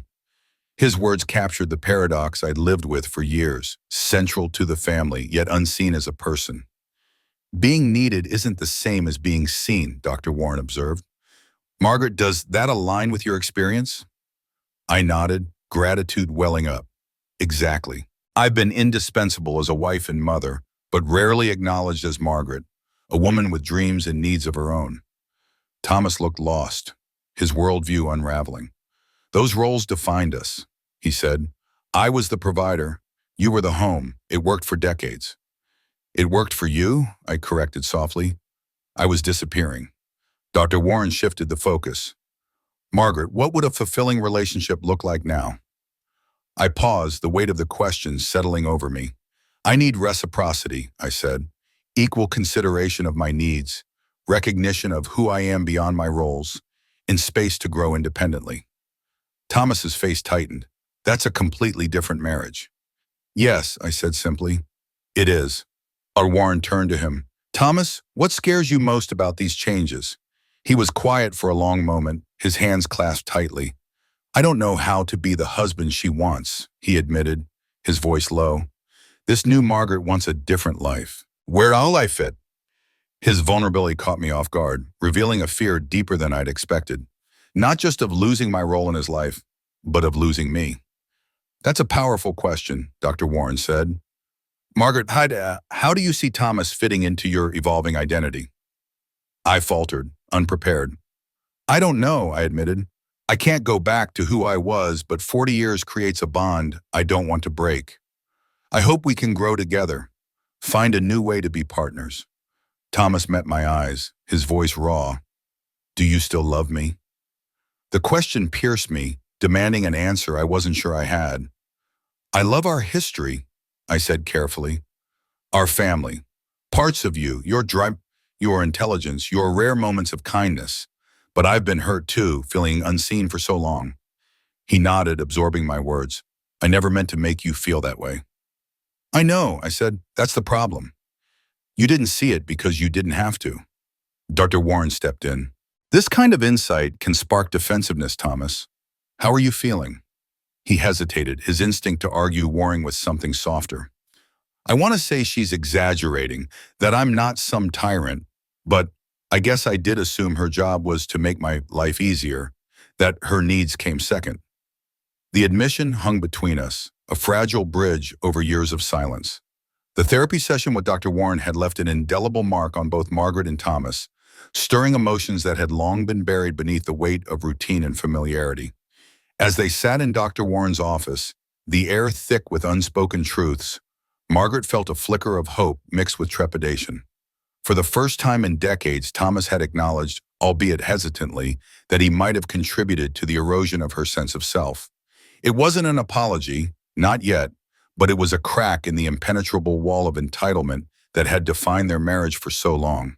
To Margaret, this small admission felt like a seismic shift, a tentative step towards something new, though she couldn't yet define what that might be. Her heart wavered between cautious optimism and the lingering pain of years spent feeling unseen. Thomas, meanwhile, sat across from her, his hands gripping the arms of the chair as if to anchor himself against the shifting ground of their relationship. The acknowledgement had cost him something, pride perhaps, or the comfort of believing he had always been a good husband. Dr. Warren's words echoed in his mind. Awareness is significant. He felt exposed, as though the patterns of their marriage, once invisible in their normalcy, were now laid bare under the harsh light of scrutiny. The suggestion to continue weekly sessions, to maintain their separate living arrangements while exploring this new dynamic, felt like both a lifeline and a challenge. He nodded, his jaw tight, unsure whether he was agreeing out of hope or fear of losing Margaret entirely. Dr. Warren's voice was calm but firm as she laid out her proposed framework. For Margaret, it was a validation of her need for space, a recognition that her journey of rediscovery was not a selfish whim, but a vital act of self-preservation. She felt a quiet surge of gratitude for the therapist's insight, for giving her permission to prioritize herself without guilt. For Thomas, the framework was a bitter pill.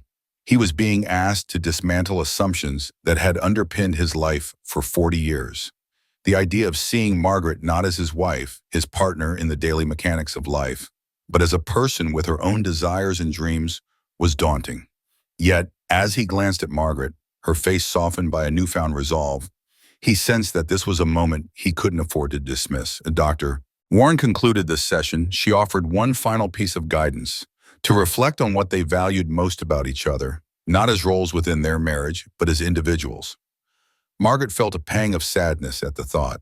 Had they ever truly seen each other this way? She wasn't sure. Thomas, too, felt the weight of the question. He realized, with a sinking feeling, that he had spent decades loving Margaret for the life she enabled, the meals prepared, the home maintained, the quiet support, without ever pausing to consider who she was beneath those acts. The parking lot outside Dr. Warren's office was bathed in the soft light of a spring afternoon, but the air between Margaret and Thomas was heavy with uncertainty. They stood near their cars, the familiar rhythm of their shared life replaced by an awkward distance that made them feel like strangers. Margaret's heart raced as she waited for Thomas to speak, unsure whether he would retreat into silence as he so often had. Then unexpectedly, he broke the tension. "Your hair looks nice," he said, his voice tentative but sincere. "The style suits you." The compliment caught her off guard, a small gesture that carried the weight of something more, an attempt, perhaps, to see her anew. Margaret's throat tightened with a mix of surprise and gratitude. "Thank you," she replied softly, her voice betraying the complexity of her emotions. Thomas hesitated, then took a risk. Would you like to get coffee somewhere, just to talk outside of all this?" His words hung in the air, fragile and uncertain. Margaret's first instinct was to retreat, to return to the safety of Lillian's cottage, where she could process the session alone, cocooned in the quiet of her own thoughts. But something in Thomas's expression, the vulnerability, the effort it had taken to extend this olive branch, stirred her. She recognized the courage behind his offer, the tentative step toward a connection that wasn't dictated by old patterns. "All right," she agreed, her voice steady despite the whirlwind of emotions within her. "There's a cafe around the corner." They walked in silence, the warm spring air wrapping around them like a gentle reminder of the world moving forward despite their uncertainty. The cafe was a haven of calm, its tables sparsely occupied before the evening rush. They chose a spot by the window, the sunlight casting soft patterns on the wooden table between them. As they ordered their drinks, Margaret a latte, Thomas a black coffee, they sat facing each other, the weight of 40 years of shared history mingling with the unfamiliarity of this moment. Margaret's hands wrapped around her mug, the warmth grounding her as she braced for whatever might come next. Thomas spoke first, his voice halting. "I meant what I said in there," he began, his eyes fixed on the table, as if it were easier to address the wood than meet her gaze. "I never meant to make you feel less, diminished." The admission was raw, and Margaret could see the effort it took for him to voice it. She nodded, her heart softening despite herself. "I know," she said quietly. That's what made it so hard to confront. It wasn't cruelty, not in the way people think of it. It was just a steady, quiet inattentiveness. Her words were gentle but unflinching, and Thomas winced, the truth of them cutting deeper than he'd expected. "When you put it like that," he said, his voice low, "it sounds awful." Margaret stirred her coffee, the clink of the spoon against the mug, a small anchor in the moment. "It was," she admitted, her tone measured. "Not in any single moment you could point to, but in the way those moments added up. A comment ignored, a need overlooked, an opinion brushed aside. Each one felt too small to fight over. But over 40 years they made me feel invisible." Her voice trembled slightly, betraying the depth of her hurt, and she paused to steady herself. Thomas sat in silence, his expression clouded with a mix of regret and realization. "I keep thinking about what you said," he admitted after a long pause. "That I loved what you did for me, not who you are. It's been eating at me since Daniel brought it up." Margaret's heart skipped a beat at the mention of their son, who had unwittingly become a catalyst in their unraveling. She waited, giving Thomas the space to continue. "The thing is," he said slowly, his voice thick with emotion, "I'm not sure I know who you are anymore. The Margaret sitting here, the one who left our house, she's not the woman I've known all these years." His words struck a chord, both painful and true. Margaret felt a rush of conflicting emotions, pride in the woman she was becoming, sorrow for the years spent unseen, and a flicker of hope that Thomas might be willing to meet her in this new place. "Maybe she was always there," she said softly, her eyes meeting his, "buried under compromises, under the roles I played to keep things smooth. Or maybe I'm becoming someone new. Either way, this is me now." Thomas studied her, his gaze searching, as if trying to reconcile the woman before him with the one he thought he knew. His next question came quietly, almost fearfully. Do I even fit in this new version of your life? Do you want me to? It was the question that had haunted Margaret since she'd left their home in Meadowbrook Estates, the question that pulsed beneath every therapy session, every conversation. Did she want to rebuild something with Thomas, or was she outgrowing their marriage entirely? I don't know, she admitted, her voice steady despite the uncertainty. I know I can't go back to who I was or how we were, but 40 years, that's not something you walk away from lightly. I'm trying to figure out if there's enough left, enough respect, enough care to build something new from what's left of us. Thomas's hands tightened around his coffee cup, as if seeking comfort in its warmth. I miss you, he said simply, his voice raw with honesty. Not just the things you did, though, God, the house is a mess without you. I miss talking to you, hearing about your day, even your nagging about my cholesterol. He managed a small, wistful smile, and Margaret felt an unexpected wave of tenderness for this man who had been her partner, her companion, her frustration for so long. That has to mean something, doesn't it? He asked, his eyes searching hers. It might, she conceded, her voice soft but firm. If it comes with a willingness to see me, really see me, and meet me as an equal. That's not a small change after 40 years of habits. Thomas nodded, the weight of her words settling over him. No, he agreed, his tone solemn. It's not. But walking away from 40 years isn't small either. They sat in silence, each grappling with the enormity of what lay ahead. Past mistakes, present uncertainties, and the faint possibility of a different future. As the sun dipped lower, casting long shadows across the cafe, Margaret realized something profound. For the first time in their marriage, they were having a conversation that centered on her. Her needs, her feelings, her truth. It wasn't a resolution, not yet, but it was a beginning, fragile and tentative. The weeks that followed were a slow, careful dance of rediscovery. They continued their Thursday sessions with Dr. Warren, peeling back layers of assumptions that had shaped their marriage. Outside those sessions, they carved out new rituals. Coffee meetings where they tried to connect not as husband and wife, but as two people learning to know each other anew. During one such meeting, Thomas surprised her with a question. Tell me something about yourself I don't know, he said, his voice a mix of curiosity and nervousness. The request caught Margaret off guard. After 40 years, what could possibly remain hidden?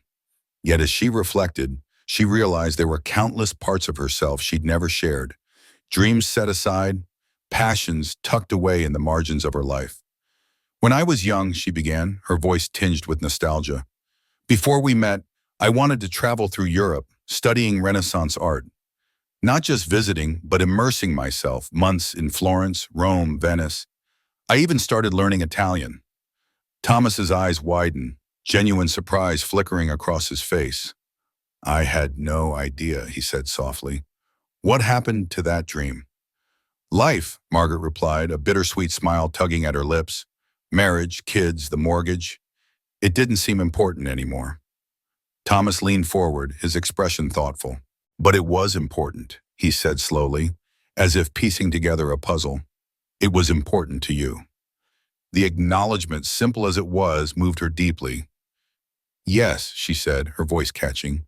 It was. Do you still want that? He asked, his tone earnest. To see those places, to study that art? The question unlocked something within Margaret, a permission to reclaim desires she'd buried so long ago she'd nearly forgotten them. Yes, she admitted, her voice steady now. Not the way I did at 23, with all those starry-eyed ideas, but I still want to stand in front of those paintings, to see them with my own eyes, not just in books. Thomas was quiet, absorbing her words. Then tentatively he made an offer. We could go, he said, to Italy, not to fix everything, but because it matters to you. The suggestion startled her, not just for its generosity, but for what it revealed about his intentions. This wasn't a grand gesture to win her back or restore the status quo. It was an acknowledgement of her as a person, with dreams and desires of her own. Perhaps, she said cautiously, but not yet. There's still so much I need to work through here. Thomas nodded, accepting her response without pushing, and Margaret felt a flicker of respect for his restraint. Their therapy sessions continued, sometimes productive, sometimes slipping into old habits. Thomas's defensiveness, Margaret's tendency to soften her needs to ease his discomfort. But Warren was adept at catching these moments, pointing them out with gentle precision. "Notice what just happened," she would say. Margaret expressed a need, Thomas felt uneasy, and Margaret immediately softened her stance to make him more comfortable. These observations were uncomfortable but illuminating, revealing patterns so ingrained they felt like instinct rather than choice. Slowly, they began to forge new ways of relating. Thomas practicing listening without jumping to solutions, Margaret learning to voice her needs without apology. Beyond their marriage, Margaret's life was blossoming in ways she hadn't anticipated. Her docent training at the art museum was a source of joy and challenge, reawakening knowledge she'd thought lost to time. Her photography class culminated in a small exhibition where 3 of her images hung proudly alongside her classmates' work, a tangible affirmation of her creativity. She began taking a weekly yoga class, rediscovering her body as something more than a tool for others' needs. Each step felt like a reclamation, a piecing together of a self she'd long neglected. Lillian, her steadfast friend, remained a pillar of support, cheering her independence while offering cautious warnings. "Be careful," she said after hearing about Thomas's Italy suggestion. "Men like him know how to make big gestures when they feel their grip loosening. The real test is whether he can show up every day, respecting you, not just dazzling you with a trip." Lillian's words were a grounding force, reminding Margaret to seek sustained change rather than fleeting promises. Their children, Emily and Daniel, had their own reactions to the shifting dynamics. Emily was supportive, though worried about the emotional toll of their in-between state. "I just want you to be happy, Mom," she said during a phone call, her voice warm with concern. "Whatever that looks like." Daniel, ever practical, pressed for clarity. "Are you and Dad working it out or not?" he asked during a visit to Lillian's cottage. "This limbo can't last forever." Margaret surprised herself with her response. "Relationships aren't black and white, Daniel," she said. "We're figuring out if we can build something new or if we need to let go with respect. It's not simple." He nodded, not fully satisfied but willing to trust her for now. As summer unfolded, Margaret began to feel the limitations of Lillian's cottage. It had been a sanctuary, a place to heal and rediscover herself, but it was temporary, borrowed. The need for a space of her own grew stronger, a physical embodiment of the autonomy she was claiming. The answer came unexpectedly during a museum board meeting when Amelia Bartlett, the director, mentioned her upcoming move to Arizona. "I hate to sell my carriage house," she said wistfully. "It's been my haven for 20 years. Margaret's curiosity was piqued. "Carriage house?" she asked. Amelia described a charming converted home behind a Victorian on Maple Street, small but perfect for one, with a garden and modern touches. Margaret's heart quickened, a vision of a space that could be hers taking shape. The next day, she visited the carriage house and was instantly enchanted. Light poured through the windows, illuminating exposed wooden beams and a cozy open-plan living area. Upstairs, a spacious bedroom and study overlooked a lush garden. It was perfect, a canvas for the life she was building. "Is it on the market?" she asked, trying to mask her excitement. Amelia shook her head. "Not yet. I dread the hassle of realtors and open houses." Margaret took a deep breath. "Would you consider a private sale? I'm interested." Amelia's face lit up. "That would be perfect. Come back tomorrow, and we'll talk details." The transaction moved swiftly. Using her inheritance and a modest mortgage, Margaret secured the carriage house, a space that felt like a declaration of her independence. Only after signing the papers did she tell Thomas, choosing their usual cafe as the setting.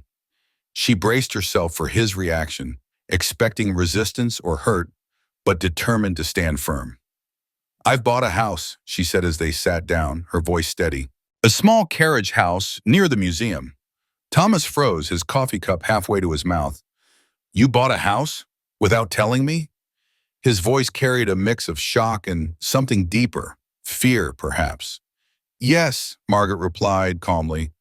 "It's modest, but it's mine." Thomas set his cup down, his face cycling through emotions. Surprise, confusion, vulnerability. "This feels permanent," he said, his voice tight. "It's a commitment to myself," Margaret clarified, her tone gentle but resolute. A place where I can be me, fully, outside of our marriage. Thomas's next question came softly, almost broken. Are you filing for divorce? Margaret shook her head. Not necessarily, but I'm claiming independence, emotionally, physically, financially. Thomas's eyes widened when she mentioned her inheritance and mortgage, the reality of her autonomy hitting him hard. I see that, he said finally, his voice subdued. And where does this leave us? Our therapy, our talks, our 40 years. Margaret met his gaze, her heart heavy but clear. In transition, she said. I don't know if our marriage can become something truly equal, but I can't figure that out while relying on you or Lillian for a place to live. Thomas was silent, processing.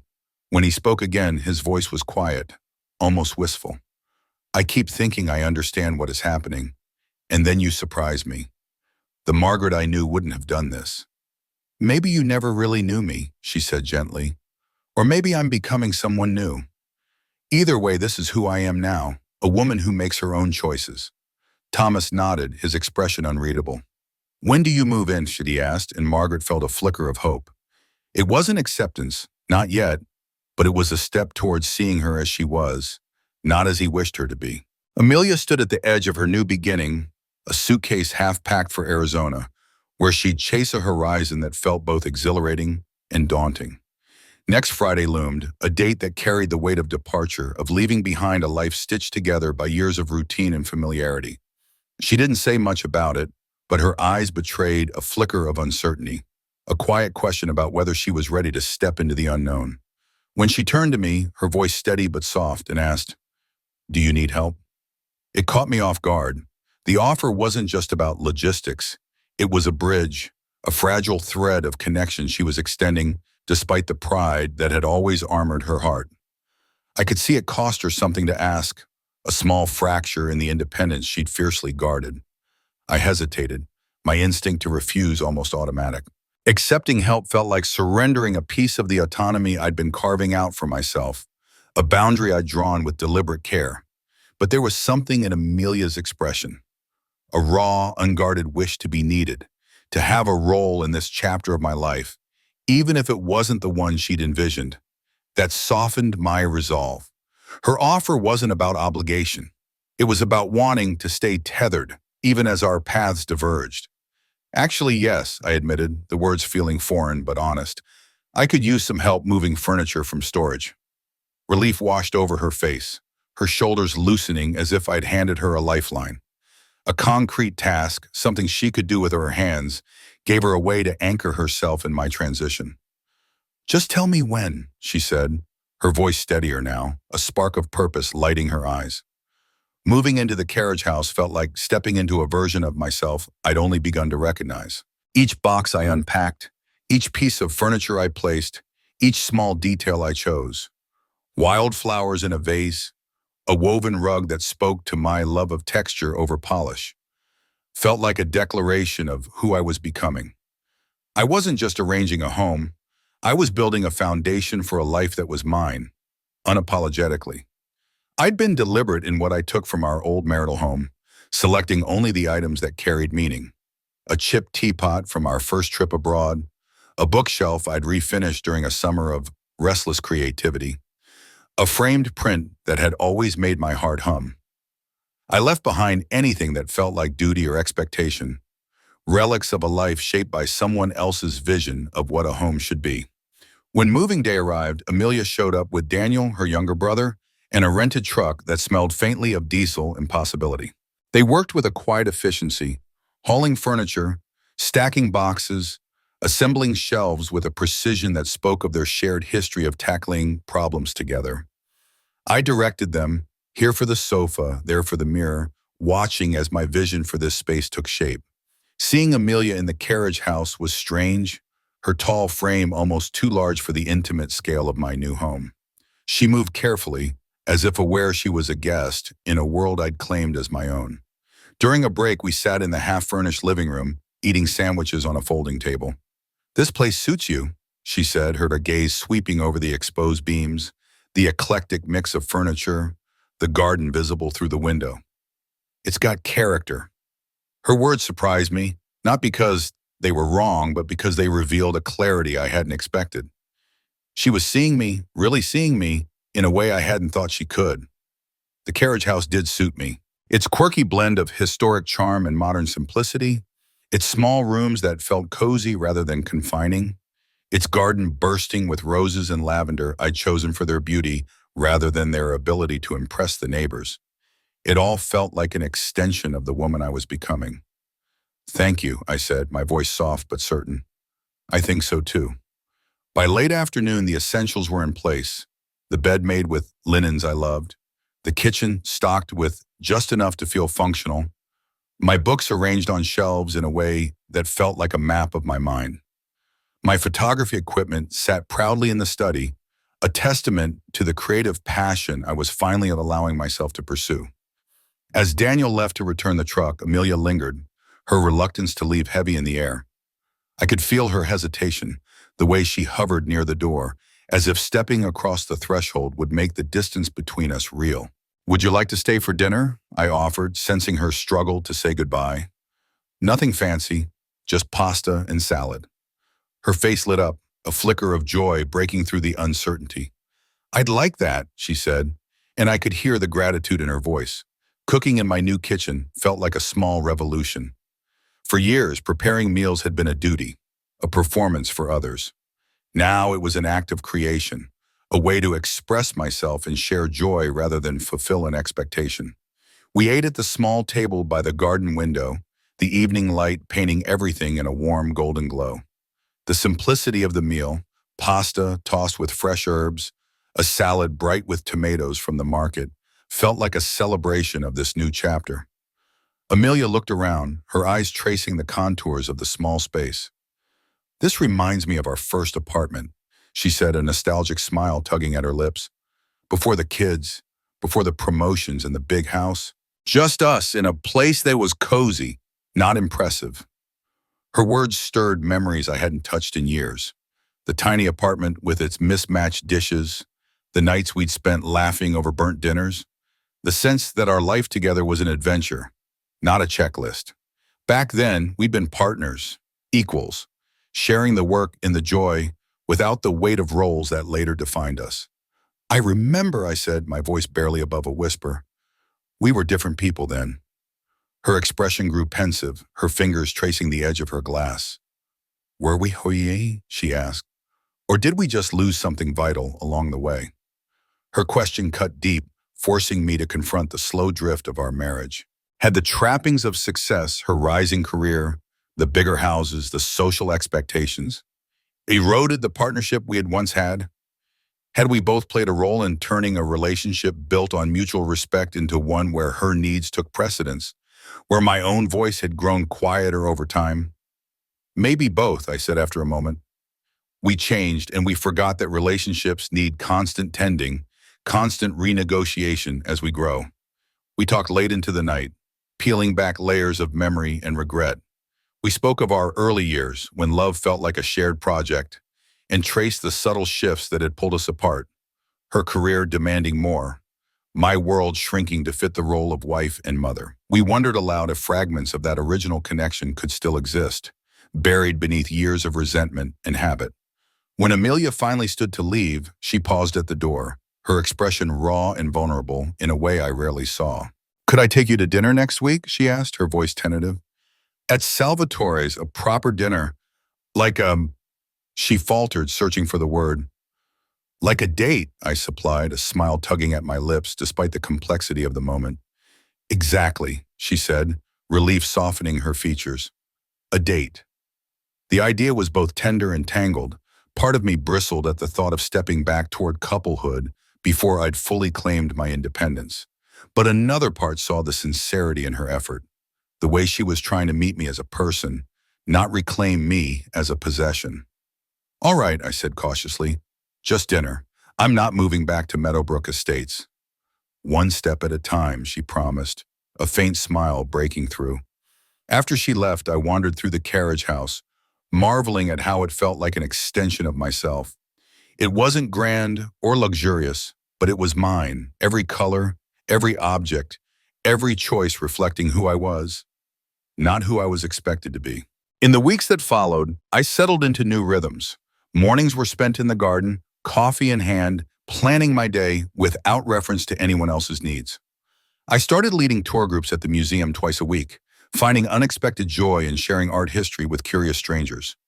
My photography grew bolder, each image a deliberate expression of my perspective, a way of seeing the world that was wholly mine.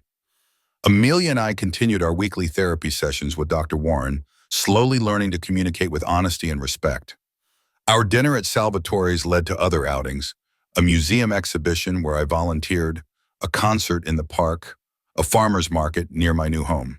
We were rediscovering each other, not as husband and wife locked into old roles, but as two people exploring whether connection was still possible.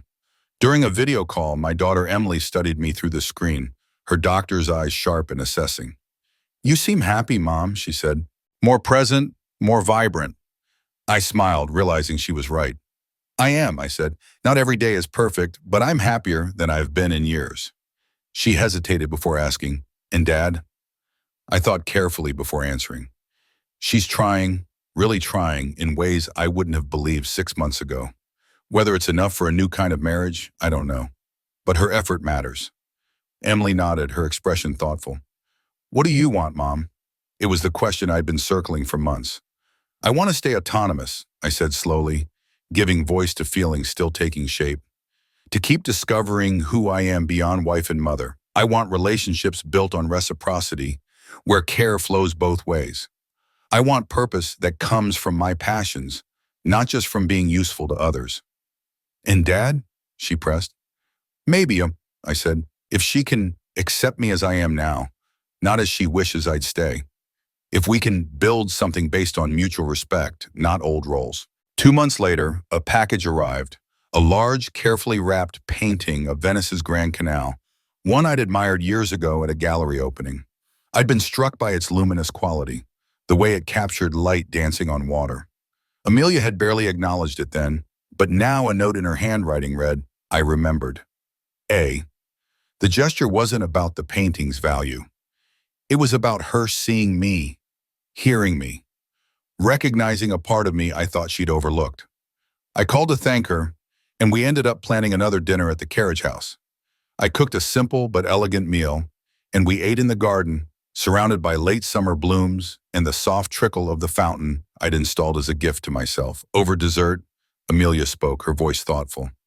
"I've been thinking about what you said months ago, about my comment being a catalyst for something bigger. You were right." She met my eyes, unflinching. "I took you for granted, assumed your needs came second, expected you to shape your life around my comfort." Her admission was raw, unguarded, free of the defenses she'd once clung to. "What changed?" I asked, genuinely curious. "Living alone," she said, "realizing what it takes to run a household without you managing everything. But more than that, watching you become yourself, pursuing your interests, making this life." She gestured to the garden. "It showed me how much I limited you, how much I gained from keeping you small." Her words brought tears to my eyes, not from pain, but from the relief of being seen after years of fading into the background. "I can't promise I won't slip back," she continued. 40 years of entitlement don't vanish in 6 months. But I'm committed to trying, to building something fairer, if you want that too."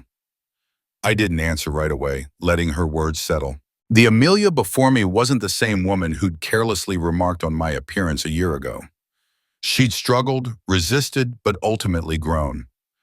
"I appreciate your honesty," I said finally.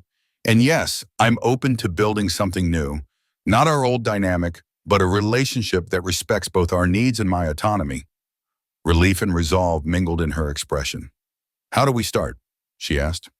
"Slowly," I said, "with intention, with awareness that this is new for both of us." As autumn painted the garden in golds and reds, we found a delicate balance. Time together paired with the independence I now cherished. We attended events I chose, explored new restaurants, visited nearby towns we'd ignored for years. Slowly we rediscovered intimacy, not the rote routine of our later years, but a deliberate exploration of each other's desires. "You're more confident," Amelia said one evening as we lay in my bedroom, autumn light fading outside. "More present in your body." I feel entitled to my own pleasure now, I admitted, to expressing what I want, not just accommodating you. She traced my shoulder, her touch gentle. I like it. I like you this way, fully yourself. A year after her comment sparked my transformation, we celebrated our 41st anniversary in Florence, standing before Botticelli's Birth of Venus.